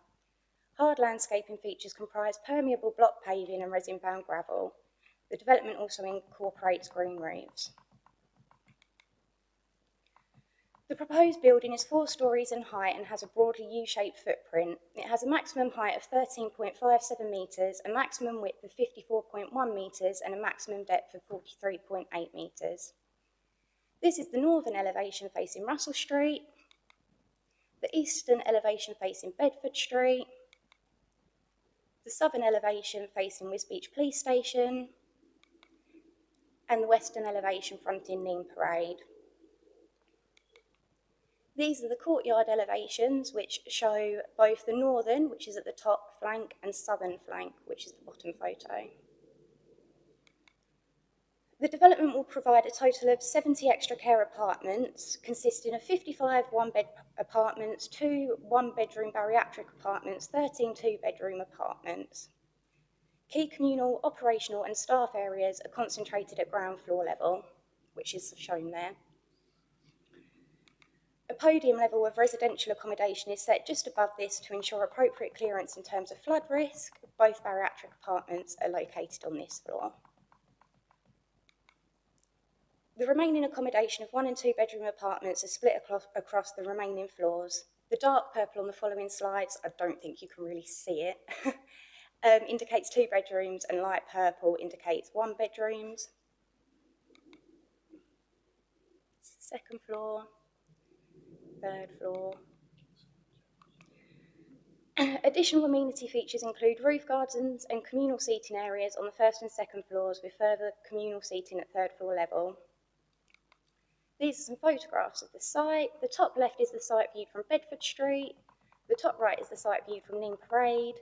The bottom left is the site viewed from the police station, with the boathouse visible in the distance, and the bottom right is the view from Russell Street. To conclude, this application seeks reserved matters approval for the construction of a 4-storey extra care home comprising 70 apartments with associated access, parking and landscaping. The appearance is contemporary but sympathetic, using brickwork with various patterns, recessed panels, stone detailing and balconies to break up the mass and introduce visual interest. The scale and massing are broadly consistent with neighbouring landmark buildings such as the Boathouse and Wisbeach Police Station, helping integrate the development within its mixed context. Access will be taken from Bedford Street with a clear and safe circulation layout, including 24 parking spaces, cycle provision and a dedicated drop-off lay-by. The landscaping scheme integrates native planting, green roofs and public realm enhancements to soften the building's appearance and improve biodiversity. Boundary and courtyard planting provide privacy and amenity, while hard surfacing will use permeable materials. Overall, the proposal delivers an acceptable form of development that meets identified housing needs and contributes positively to the surrounding area, and is considered to be in accordance with the NPPF and relevant local plan policies, and is therefore recommended for approval. Thank you.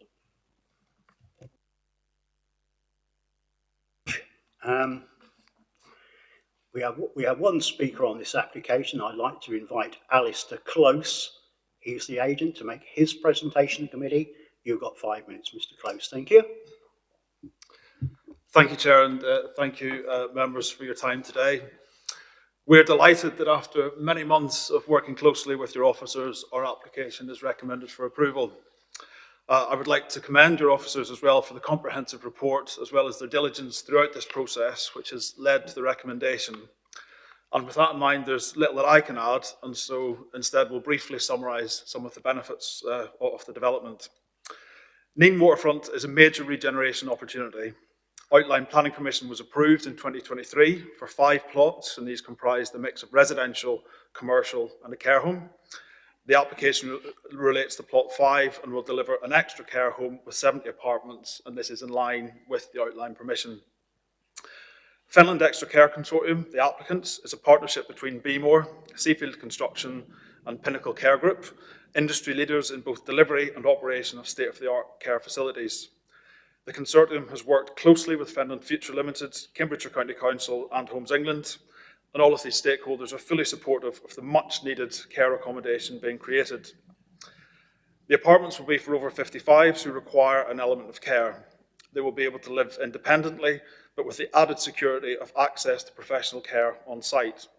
Homes will also be fully adaptable so that they can respond to evolving care needs, and residents will have access to shared communal amenities on the site.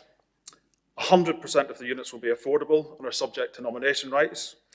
The building will also be partially funded by Homes England grant to support the affordability for residents. Local needs data confirms considerable demand for schemes for this type of accommodation and will be similar to the successful facilities in Whittlesea and Doddington. This will be the first of this quality in Wisbech. 25 new jobs will be created on site, with many more opportunities during the construction phase. The building has been designed to embrace its waterfront setting. 2 wings extend towards the River Neen, which both maximises views for residents, as well as helping to create light and airy living space. The shared central amenity area links directly to the waterfront promenade to generate interest and activity. The facade will predominantly be finished in brickwork to respect the local character, and this will be patterned across the various facades to add interest. Where practical, there's also areas of green roof. The building is set within structured landscape areas that includes native planting, and there will be 24 dedicated parking spaces as well as internal space for mobility scooters. The building has been designed so that all sensitive accommodation, i.e. living space, is outside of the flood zone. Our team has worked closely with Anglian Water and the Environment Agency to ensure that all flooding and drainage arrangements are fully compliant, and as your officers confirmed, this is now agreed. All other matters are confirmed as being acceptable. I trust it's clear that we've carefully designed this to meet both residents' needs and respect the local setting, and we look forward to working in continued partnership to deliver this exciting scheme and breathing new life into this site. And we respectfully request that members support the officer's recommendation. Thank you. Yes, thank you very much for that. Right, members, questions? Thank you. Councillor Marks. Thank you for your presentation. You mentioned 25 jobs on site. Are they live-in jobs? Some of them may be live-in. The staff tend to work on a rotation business. Actually, Pinnacle find that 50% of their staff actually live within 5 miles of the site, so can normally travel there themselves, and 70% within 10 miles. So mostly there will be local positions. And they are to look after the residents. It will be a mix. Yes, there will be care on staff to look after the residents. Then you've also got on-site management as well. So there'll be an overall manager for the facility itself, as well as maintenance staff as well to help kind of the operational side of things. Thank you. Okay. Any more questions at all, Mr. Close, before we let him go?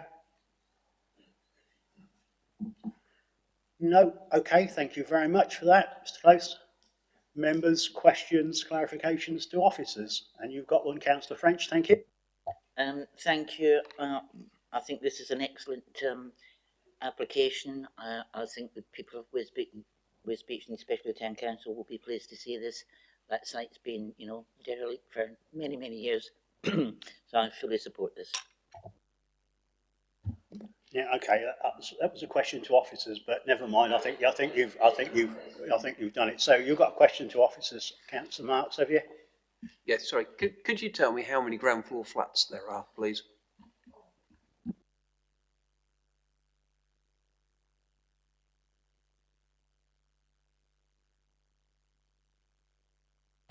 It's the residential accommodation is at the podium level. Right. What's that second floor? Or first floor? Sorry, as opposed to ground floor. So it's at a podium level, so it's only ever so slightly elevated from the ground floor. So it's like a mezzanine. Rough percent meters, 2 meters?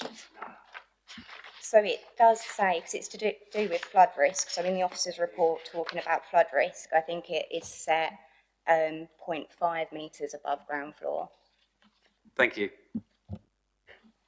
I thought I knew what was coming, but we are where we are. Any more questions to officers at all? No? Okay. So, now I'd like to invite members to debate the item in respect of material planning considerations. If you'd like to speak, please raise your hand so we're in debate quickly. Yeah, does anybody else want to say anything? Oh, Councillor Meekins would like to say something, Yeah. followed by Councillor Marks. I really think this is a very welcome application. This is in my ward. I don't know whether I should have declared that, but that whole site has been an eyesore for far too long. And my experience of care homes in the last few years is that once they're built, the grounds are well maintained, there's staff on site, to look after the residents, so there shouldn't be any problems hopefully with antisocial behaviour and that, and it's right next to the police station as well. I really welcome this, and I hope members will support it. Yeah, very valid comments. Councillor Meekins, Councillor Marks. Again, fully support it. It's nice to hear that there's going to be at least sort of 20 odd workers on site. My biggest concern is, yet again, we're in Wisbech with the flood risk that we keep hearing, and we are, what we've got there is a very sensible development where there's no ground floor living as such. So if there was a major event, which we keep getting told, there's going to be at some point, we're not putting the emergency services and stuff, with getting them into that sort of place. We've got people living upstairs, which I think is great. Okay, Councillor Meekins, one more go. Yeah. Regarding the flood thing, I mean, there's the flood wall right in front of it and floodgates, and it's supposed to be a once in 1,000 years that area will get flooded. So I don't think that's much of a risk. Okay, Councillor Marks. If I could come back on that, this really grinds me that we keep hearing this. At the end of the day, we've actually got to either have 1 foot in or 1 foot out with this flood risk thing. Yes, there is mitigation by these flood walls put up, and I totally agree. But then we see applications that suddenly say, oh, it's in flood zone 3, we won't support, and flood zone 2, and then suddenly we decide we will. I accept exactly what you're saying, but what I would say is it's nice that there is no ground floor living on this occasion. Right, I'm going to close the debate now. I think I've got an idea where this is coming. Officers, would you like to say anything?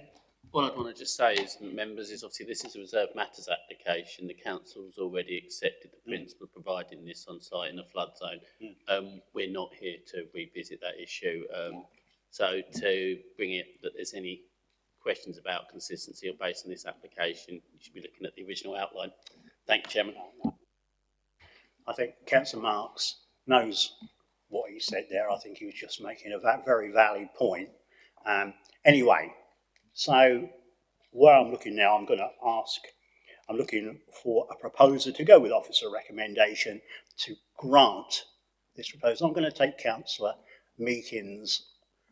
You're proposing to go with officer recommendation? I'd like to go with officer's recommendations, thank you. Okay, have we got a second for that? Councillor French. So we've got a proposal by Councillor Meakins, seconded by Councillor French, to go with officer recommendation to grant this planning application. We'll have a show of hands on that proposal, please. That application has been approved. Thank you.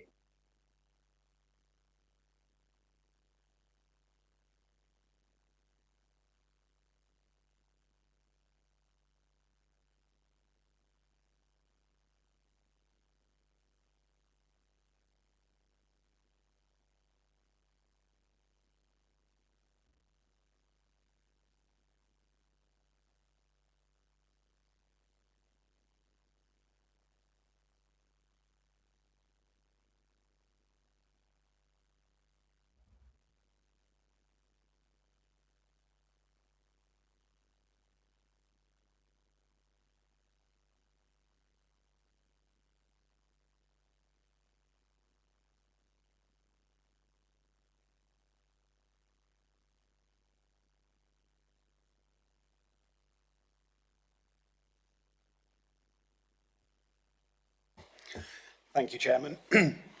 This application is for 42 affordable dwellings and 1 on-site office communal space. Includes cycle stores, landscape and highways improvements and associated works, and demolition of all existing buildings on site. It's for land west of the playing field, Barton Road, Wisbech, and it's brought to committee as it was previously deferred at the previous committee. The purpose of it being deferred was to enable the flood risk and drainage consultees to be reconsulted in light of previous concerns of members. The presentation will therefore give members a quick summary of what was presented at the previous planning committee. The application shown is indicated on the left-hand side in red, and the right-hand side plan is the aerial view. Site consists of approximately 1.87 hectares and is currently in use as a plant nursery with retail sales. The existing dwelling house in the northeast of the site, where you see the sort of cut out corner, that does not form part of the planning application. The site fronts onto Barton Road, and there are a number of existing mature trees which are to be retained. The southern boundary is heavily vegetated, as is the eastern boundary with the park, and there is a separate access which is proposed to be a pedestrian access to Magazine Lane to the south.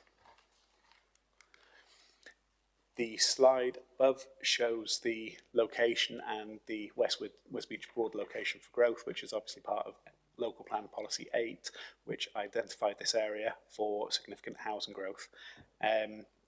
Wisbech is one of the main 2 market towns within Fenland District, along with March and Policy LP3 of the Fenland Local Plan, and therefore it is one of the main centres for growth. The key statement in Policy LP3 is that the focus for the majority of growth is in and around the 4 market towns, hence this is part of the broad location for growth of West Wisbech. The site is currently a plant nursery and features a number of internal roads and driveways, areas of hard standing and greenhouses.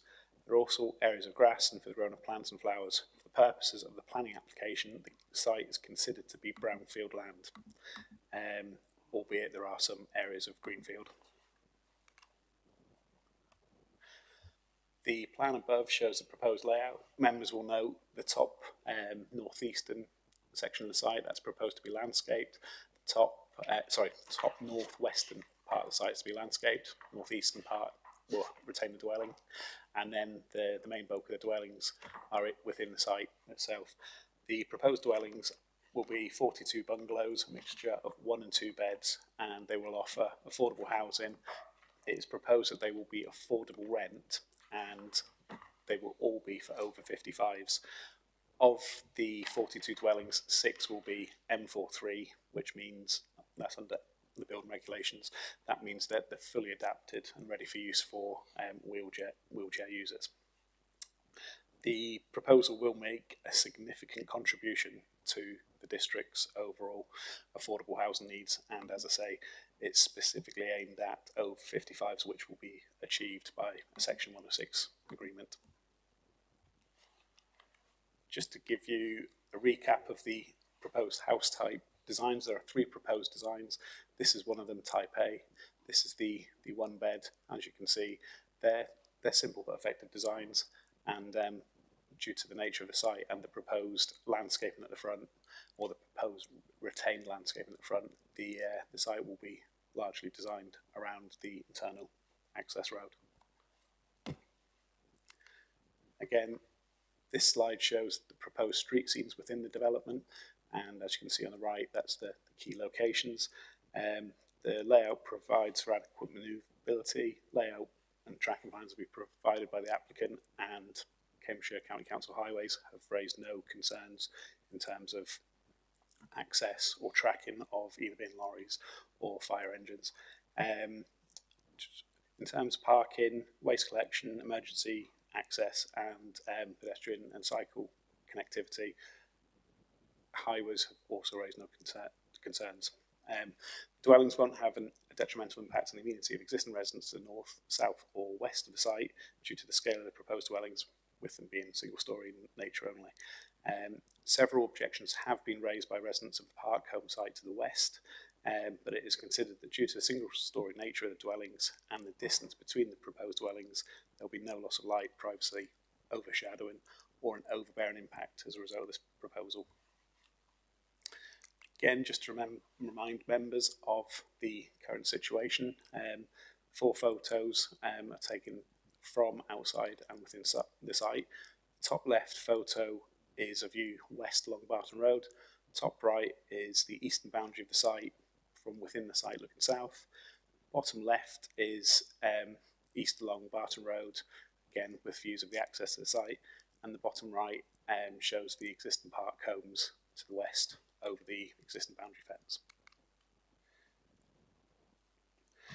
So the main purpose of the application being deferred was to seek advice from the 4 flood risk and drainage consultees. So they are the lead local flood authority, the Environment Agency, the middle level internal drainage board, and Anglian Water. We requested that they send representatives to attend and represent on the day, but unfortunately they weren't able to confirm their attendance. All 4 consultees have, however, provided a written update in lieu of being able to attend the committee. As you can see from the screen, Anglian Water have reiterated that they have no concerns following the reconsultation, and they're happy with the drainage plans submitted with the application. The Environment Agency state that based on Fenland strategic flood risk assessment, the finished floor level should be 300 millimetres above modelled depths. What that means in practice is the dwellings will have a finished floor level 3 metres above ordnance datum, i.e. 3 metres above sea level. That is contained within the flood risk assessment, and the Environment Agency confirm that is more than sufficient and suitable mitigation for the residents, future residents of the proposed bungalows. They have not required additional measures or additional finished floor levels, heights. So as one of the main consultees, the Environment Agency have confirmed they are still happy with the proposal. In terms of the lead local flood authority, again, they confirmed that their most recent consultation on the 7th of August stands, and they continue to support the application. And finally, North Level IDB state that based on what's shown on Fenland's website, Board's position remains as set out in its letter of the 8th of August. No objection, but with a request for drainage-related conditions as part of any planning permission granted. Members' attention is brought to the proposed conditions at the end of the report, which includes proposed drainage conditions, which will enable the proposal to mitigate its impact in terms of flood risk and drainage. Added to the 4 updates from the flood and drainage consultees, we've also had an email which was received yesterday from Cambridgeshire County Council Highways. Again, they confirmed they were unable to attend committee, but based on the information on our website and the their previously submitted response, they have no concerns with the proposal. They are aware of the issues with the site to the west, the care home site, and they have given a detailed response in terms of the technical issues there. As planning consultees, they confirm that no further concerns are raised, either as a result of the site lying within flood zone 3 or as a result of the issue with the care home to the west of the site. So in summary, the proposal will provide 42 affordable dwellings at the bungalows and associated site office, which will be for affordable rent for over 55s and includes 6 fully adapted dwellings. The site is located within the Westwards Beach Broad location for growth, which in effect means the site is allocated through the existing local plan. Most part of the site is in an area of high flood risk.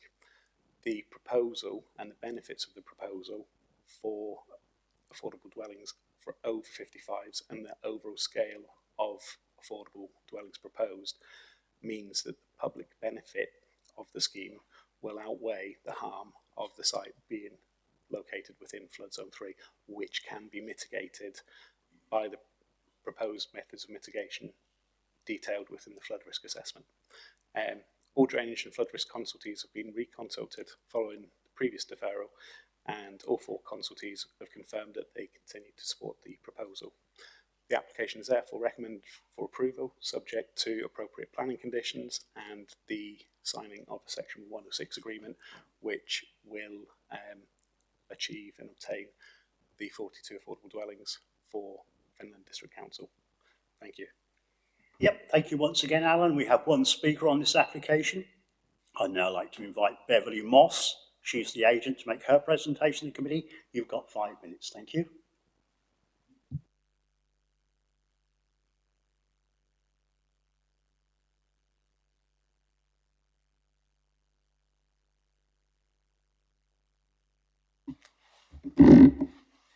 Thank you, Chair. Good evening. I'll just need a couple of minutes, I think, for tonight. Your officer is providing a succinct report on the recently updated position of the flood risk and drainage consultees as a direct response to the reason for deferring the decision from last month. The conclusion from those key parties is clear that there is not a technical flood risk or drainage reason to object to the proposals.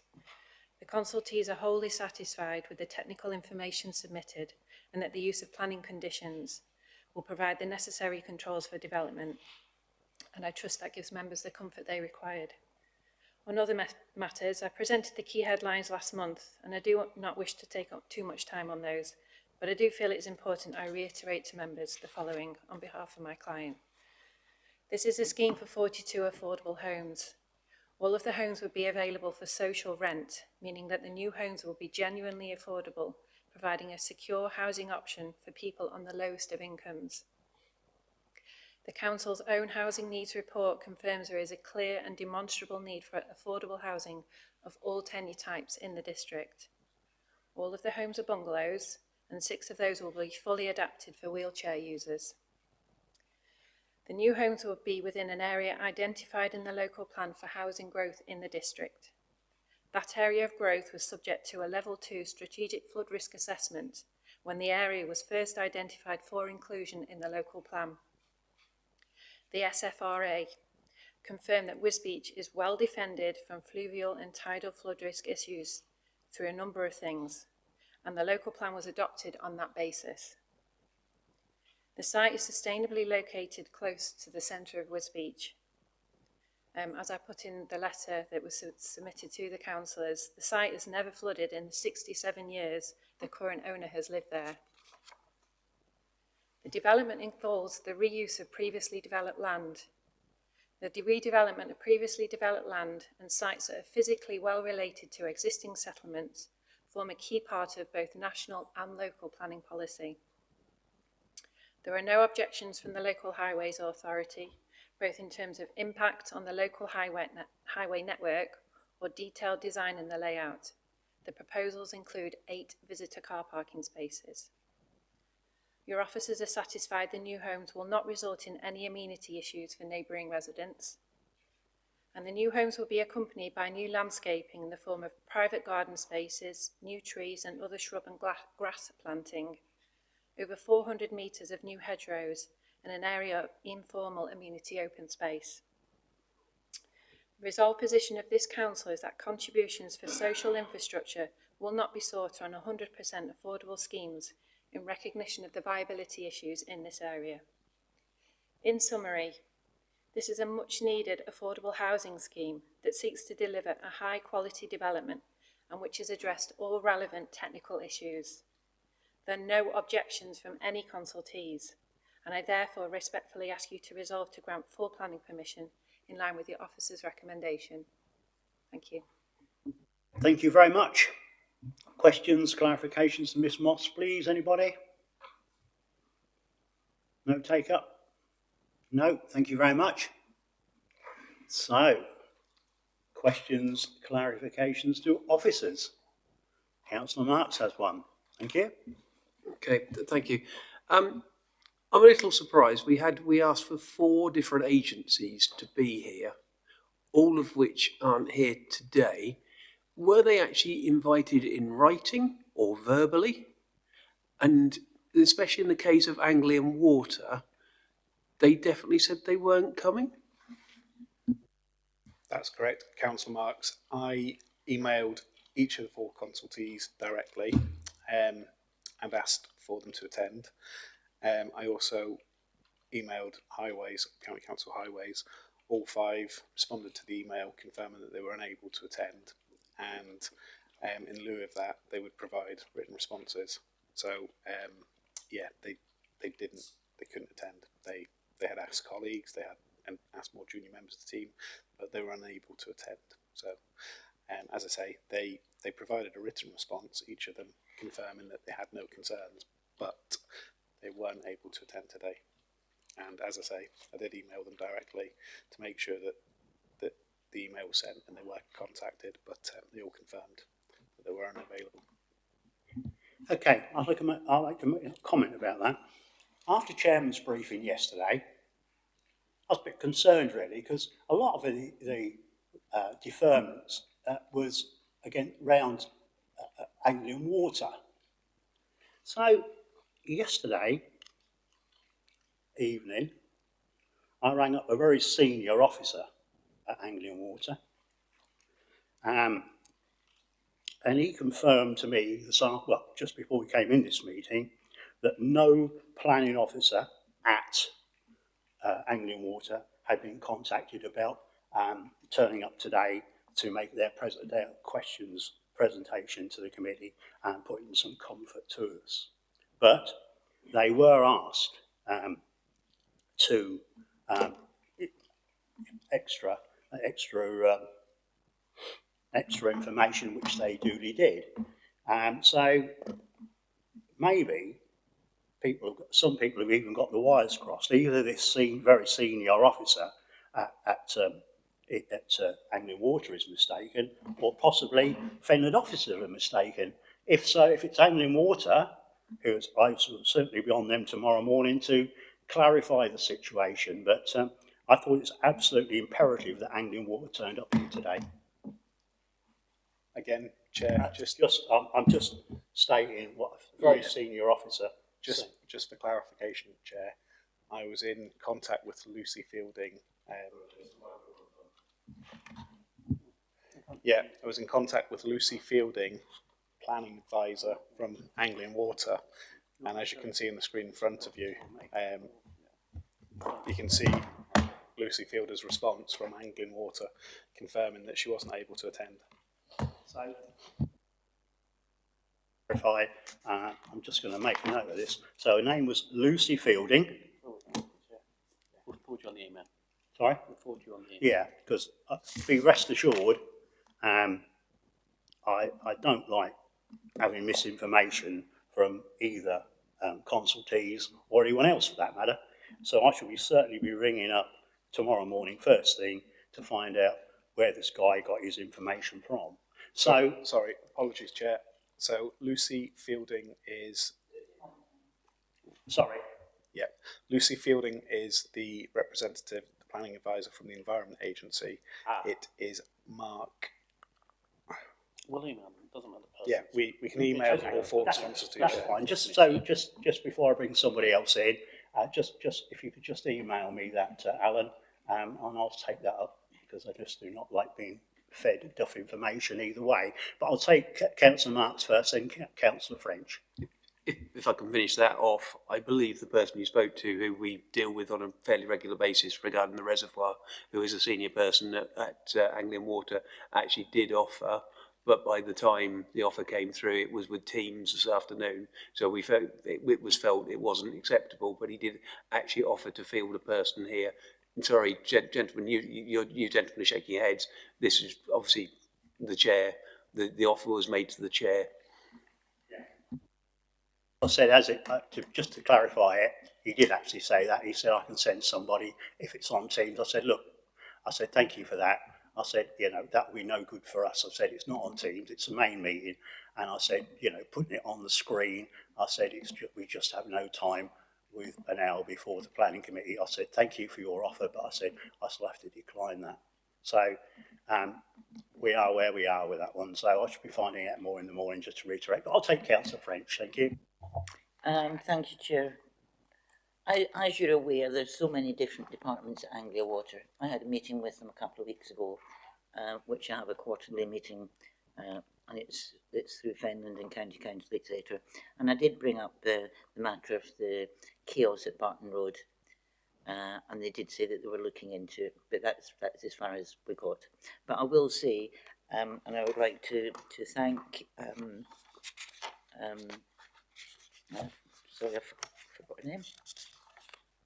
Beverly Moss for the update. It has given us the opportunity. So we've got the information back that we wanted, but I don't suppose we can expect these bodies to turn up just when we want them. But I think it's a lesson to be learned. But as you know, there's so many different partners at Anglia Water. It's I can understand why there's a bit of confusion. Okay, well.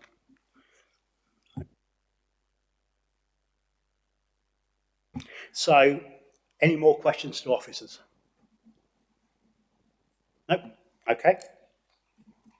So, I'd now like to invite members to debate the item in respect to material considerations. If you'd like to speak, raise your hand. So, we're in debate, guys. Who wants to speak?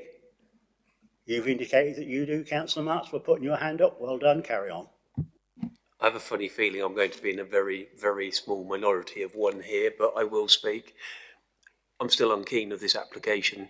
There is something wrong with putting people who are disabled in flood zone 3, which we keep hearing about, banged on all the time. In Wisbeach, we know floods, and we are personally, as I said the last time, I just feel we are opening ourselves up to a lot of problems on site should there have to be a major evacuation of that site. I know Councillor Benny will come back with, well, there's mitigation, all the rest of it, but I think sense should prevail, putting people in this at 55 plus in wheelchairs in an area that we already know has flooding issues. I know that it will be said, oh, well, mitigation this, mitigation that.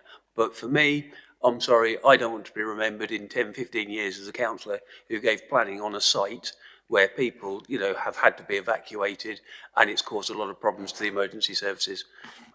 I guess I'm going to be in the minority. I think maybe. Councillor Benny, follow that. Well, Mr. Chairman, being 62, I feel I could cope with it. So, you know, I think Mr. Marks over there, Councillor Marks, is being very ageist in his assumption that people over 55 can't actually look after themselves. All joking apart. Members, we have got a policy compliant application in front of us. There is no reason to turn this application down. There is plenty of reasons for us to approve it, mainly monetary ones, because if we don't approve this today, this will go to court, this will go to an appeal, we will lose, and we'll have 50 grand's worth of costs against us. Maybe more, even if Councillor French gets involved. You know, we talk about mitigation. We've talked about mitigation here this afternoon on the Mr. Rutherford's application. Mitigation to build out the ground. And I know that the whole thing doesn't seem any common thread to here, because we're told by officers on Mr. Rutherford's application that, you know, if it rains for more than an hour, we're going to be 5 foot underwater on that one. And then on this one, which is right near the sea, it doesn't matter that we could be that, because we're building 300 mil out of the ground. I mean, it's 12 inches. It depends where the land lies, but it comes down to policy, and the policy is this is policy compliant. And you can talk about that. We had the people talking about the road works that are opposite the site last time. It's a red herring. Has no bearing on this application. Land usage again, Mr. Marks. And the land usage of this it's a policy compliant application. We are only guided by the technical people that tell us it will be safe. I see your concerns, and I see what you say, but this just muddies the whole water about flood zone 3 to me. This makes a mockery of the whole thing. We can't build in flood zone 3 in Mainey, which is miles from the sea, is far less likely to flood than Wisbeach is, but we can build in Wisbeach. Does seem a little bit out of things, but I'm sure at some point somebody will come along and there will be a relook at this policy. The national policy doesn't take into account the fact that we are probably the best drained part of the country. And all mitigation or all flooding is based on if all the pumps were turned off at once and not turned back on again. And that is very, very unlikely to happen. We all live with risk, and truthfully, this application needs approving, because if not, it will go to an appeal, and this council will cost money, and people's council tax will go up, and we'll still end up with what we didn't want if we voted down. So truly, I see no other option but to approve it. Yeah, I have certain sympathies with Councillor Marks, but I just do feel that we've got nowhere else to go. It is policy compliant. All Agnew Water, IDB, middle level all say there's no problem. If this went to appeal, we would have no leg to stand on. And I've often said, well, I'll stand before the inspector and say, well, we made our decision. But I couldn't actually hang my coat or my hat on a peg and say, I've got something to say what would make the inspector believe what I tell them. In fact, I think they'd probably ridicule me, as others do, possibly. But it is policy compliant, and my heart says we shouldn't. My head says we have to. So I shall be supporting this today.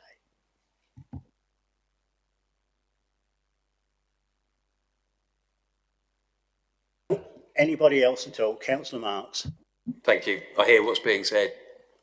I struggle slightly with putting money in front of safety, which I believe this is, for the reason I've already given.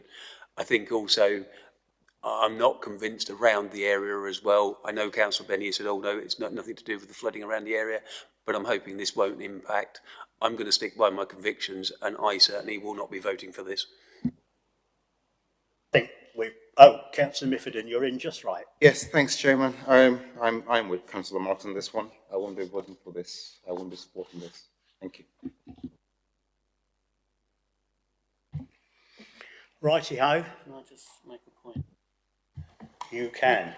Do, Chairman, for clarity and just so everyone is aware, and obviously the Chairman said the scheme is policy compliant, and actually that's not correct. The scheme is not policy compliant, and to maybe explain some of what Councillor Benny's points were about the variances, as Paul explains, I know members have read it, but it's obviously just making sure that the words are correct, and if you know, the viewing public understand and that the scheme is not policy compliant. What officers are saying are the benefits of the benefits of the scheme, the public benefits outweigh the harm to development. So Councillor Marks about profits is, while that may be a consideration for himself, whether it's for or against it, for the officers not taking anything like that, we've laid out what we consider the public benefits are. If members don't agree with that, that's within their gift, but it's a subjective matter. We've put it there, but that's the difference between where a normal market scheme, officers would not be necessarily coming to this recommendations because there are a lot of public benefits. Whether you agree with it or not, it's up to you, but that's the difference between this and a different scheme of a traditional style that is in flood zone 2 or flood zone 3. Thank you, Chairman. Yeah. Councillor Benny? We're still Question, in debate. question for head of planning then. Well, We're going back to questions. you want to still, we're still on the debate then, that's fine. This might lead back to debate once this question's answered, so, yeah, which is why I'd like to ask the question now rather than when we get to that, because then we can't go back. In your professional opinion, if this was voted down today and this went to an appeal, where would we end up? Through you, Chairman. This is a subjective matter. I don't think we'd get costs. It's a balancing exercise. I think a professional planner or whoever the inspectors say aren't necessarily qualified planners would make an informed judgment. As I tell everyone though, if you show something to 100 people and 99 people come to one conclusion and one person doesn't, and that one person's the inspector, that's the decision you get. It's always very, very hard to guess what a planner would, an inspector would think to some degree. With something like this, when it's subjective, it would be within the gift of the inspector, and I wouldn't want to hazard one way or the other. Us as the LPA have come to the consideration that the benefits outweigh the harm, though, and that's just where we are as an LPA. Thank you, Chairman. Okay, we're still in debate. Councillor French. Thank you. Yeah, this is a difficult one, but as Head of Planning says, the benefits for this outweigh the harm. Yes, it's in flood zone 3. I know the local councils didn't want it, but what is the benefit for the people of hopefully surrounding Wisbech area? And, you know, over 55 homes are required. You know, they're springing up all over the place. I mean, we've got a couple in March at Bow Park and Elliott Lodge. They've been there for about 25, 30 years. There's a waiting list all the time for them.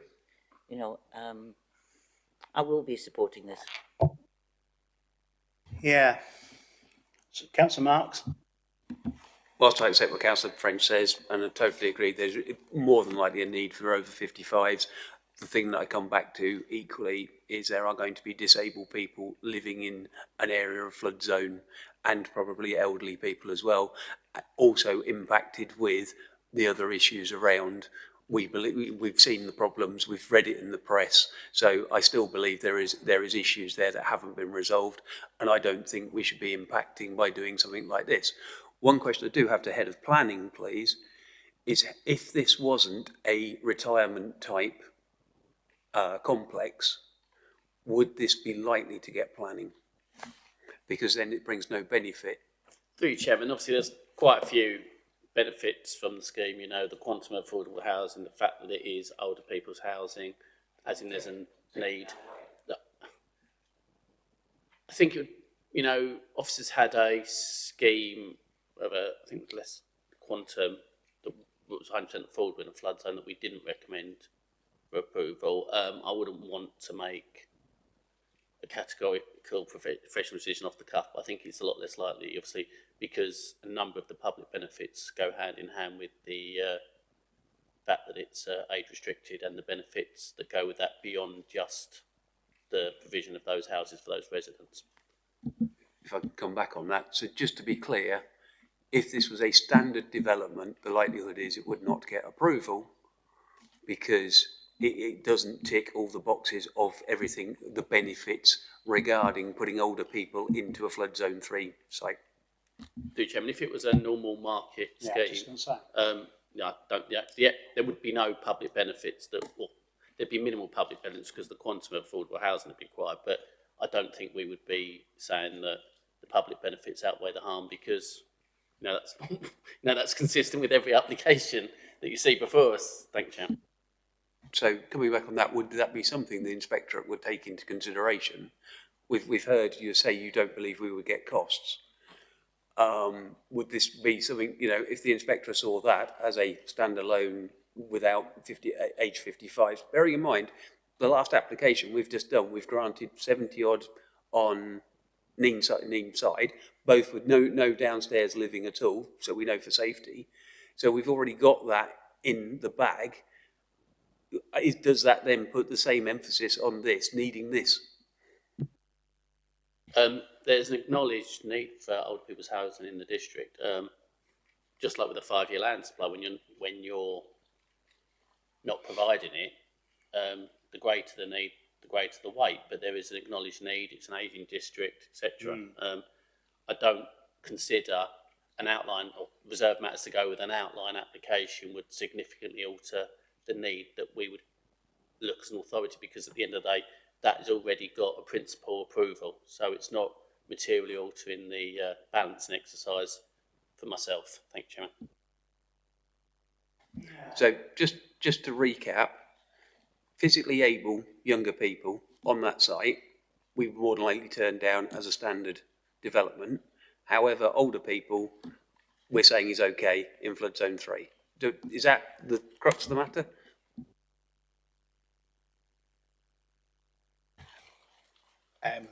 Yeah, in terms of that, Councillor, the test we have to apply is a sequential test. So it's the sequential test and then the exceptions test we're looking at.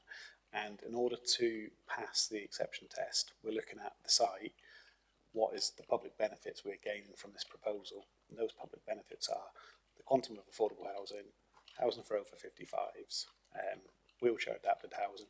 So they are the public benefits that are considered to outweigh the fact that this site sits partially within flood zone 3.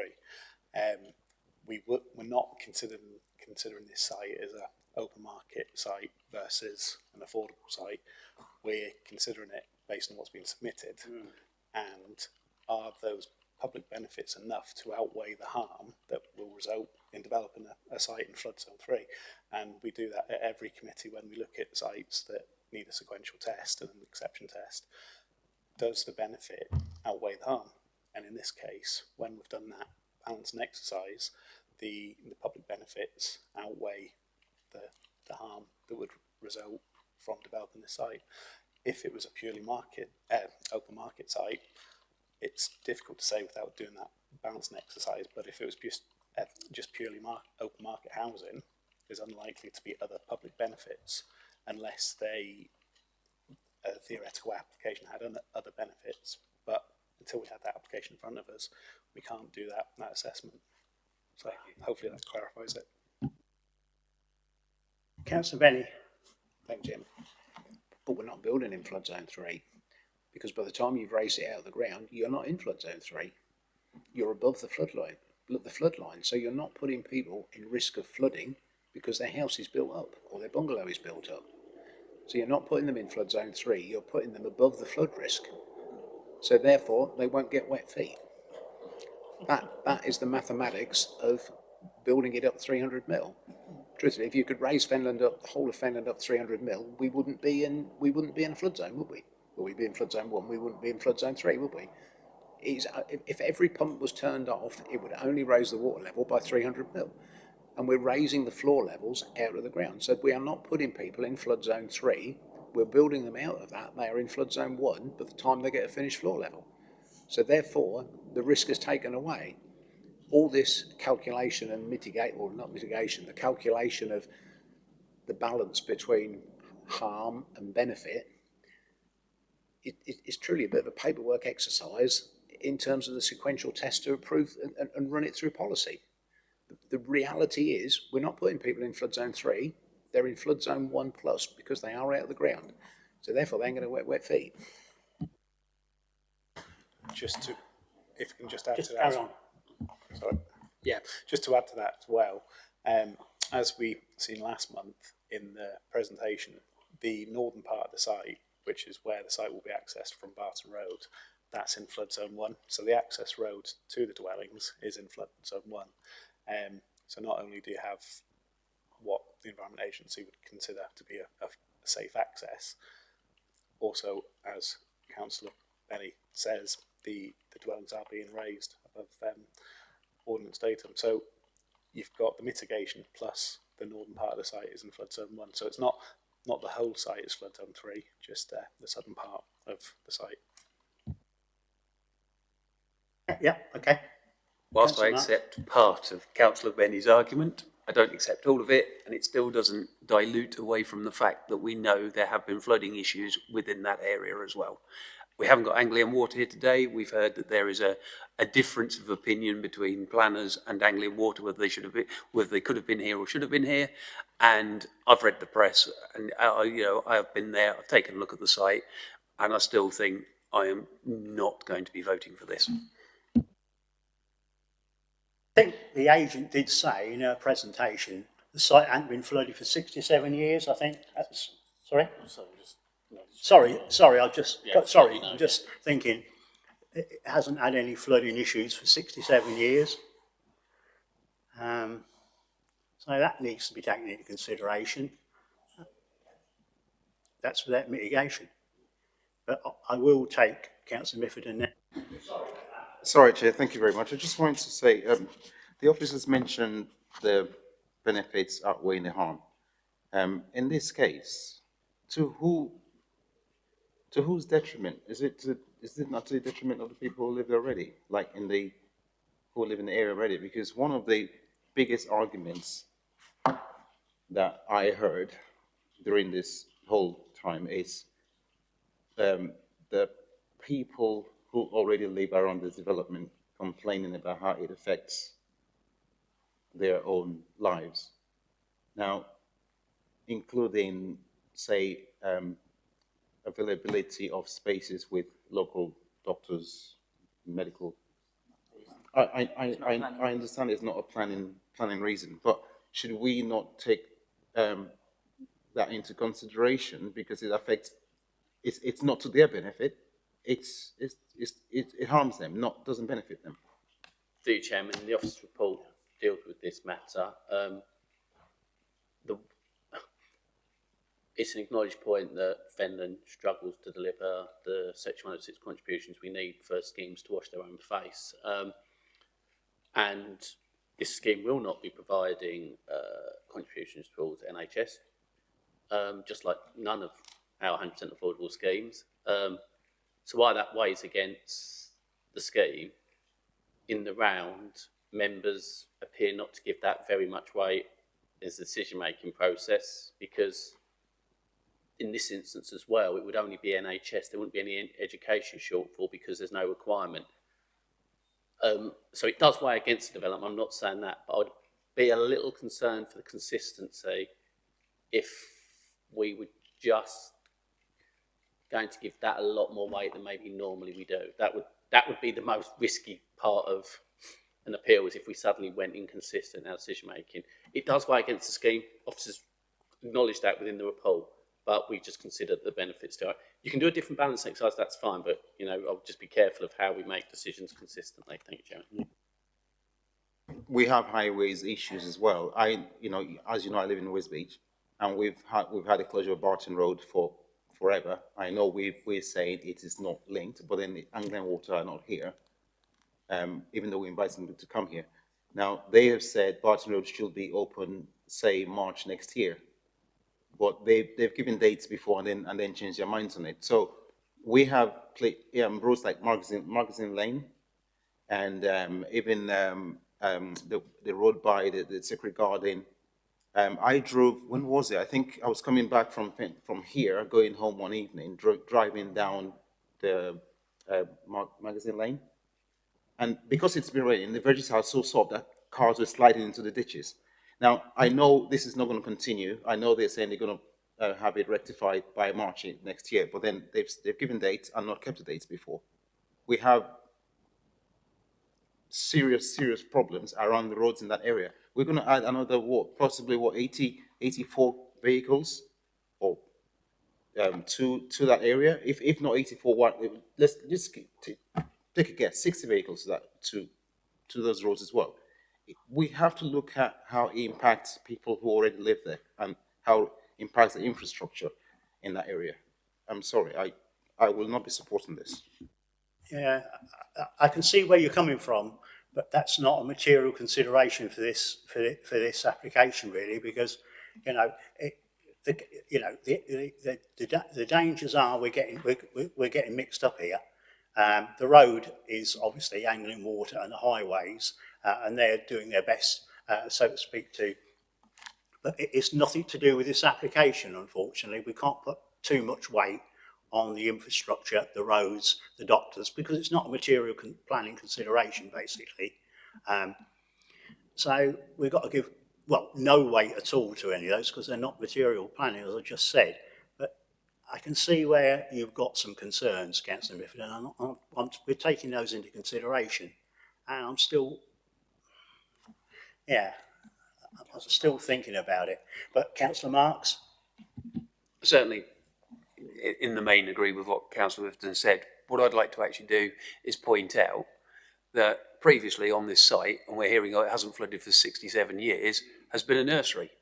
It hasn't been a built-up area with roadways and everything else, which with water runoffs, I know we'll be told, oh, there's, again, mitigation in place for drainage and everything else, but that water's got to go somewhere. And at the minute, it sounds to me, further down the field, we've got a bit of an issue. And I think we could be compounding that issue. Again, as I say, I just can't support this. Okay, right. Anybody else? We're still in debate, strangely enough. Do you want to add to it? Yeah, I mean, the road might not be fixed till April next year, but this ain't going to be built till after April next year, is it? So the roads will be fixed by then. In terms of, yeah, hopefully, yeah. I mean, this might not be built for 3 years. It depends. You can't go on what might happen. And when it comes to NHS, we've had this at Chatteris. I mean, I'm on the patient participation group, and we had a meeting with the doctors there. And we said to them, how would you cope if every house was built in Chatteris? And they said, how many people would that be? And that'd add 3,000 people to the population of Chatteris. And the doctors went, just another 3 GPs, we'll get another 3 GPs. You're never going to have GPs sitting there waiting for the houses to be built. As it comes along, they will find GPs for the place. And it's the National Health Service. If people are moving into there at 55 years old, they're already receiving health service treatment anyway somewhere else. It's down to the health service to move that provision from where they are to where they're going to be. And none of that is a planning consideration anyway. I think we're nearly done it. Oh, go on, you can have one more last go. Thank you. I hear and totally agree that my concern is not NHS. My concern is not anything. My concern there is we know there's been an issue. We know there could be a problem going forward. We've got lovely reports. We haven't got Anglian Water here. And we still have, at the back of my mind, people who have mobility issues, like myself, that we could be putting in problems. And I'm sorry, those problems then knock on to our emergency services and everything else. I've seen flooding firsthand at Maney. I've seen what it does. I've seen not only the destruction, but the distress when people are having to come out of their houses and stuff. And I'm sorry, I cannot support this.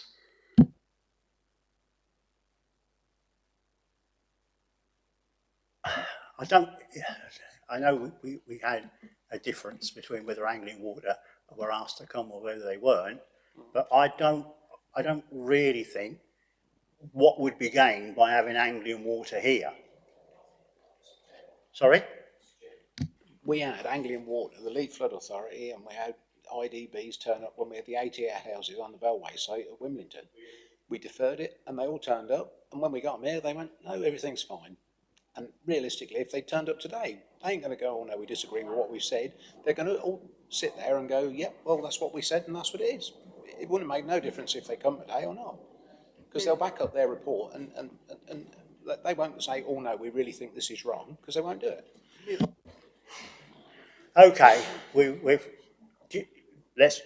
let's move on. We're going round in circles, aren't we, really? Right, so the debate's closed. Officers. I don't suppose you've got nothing more to say, have you? No. Right, so, now this is the important bit. Do I have a proposer to go along with officer recommendation to grant planning permission?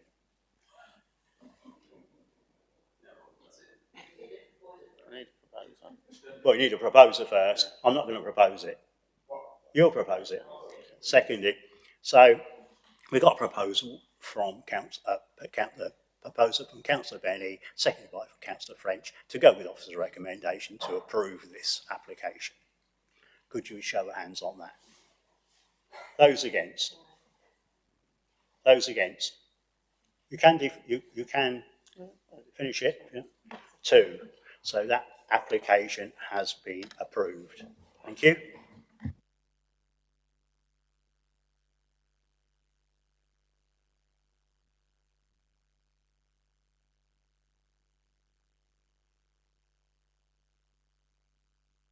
It is now 5:20 and I declare this planning meeting closed, and thank you members, officers and everybody else for participating this afternoon. Been a very interesting meeting. Thank you.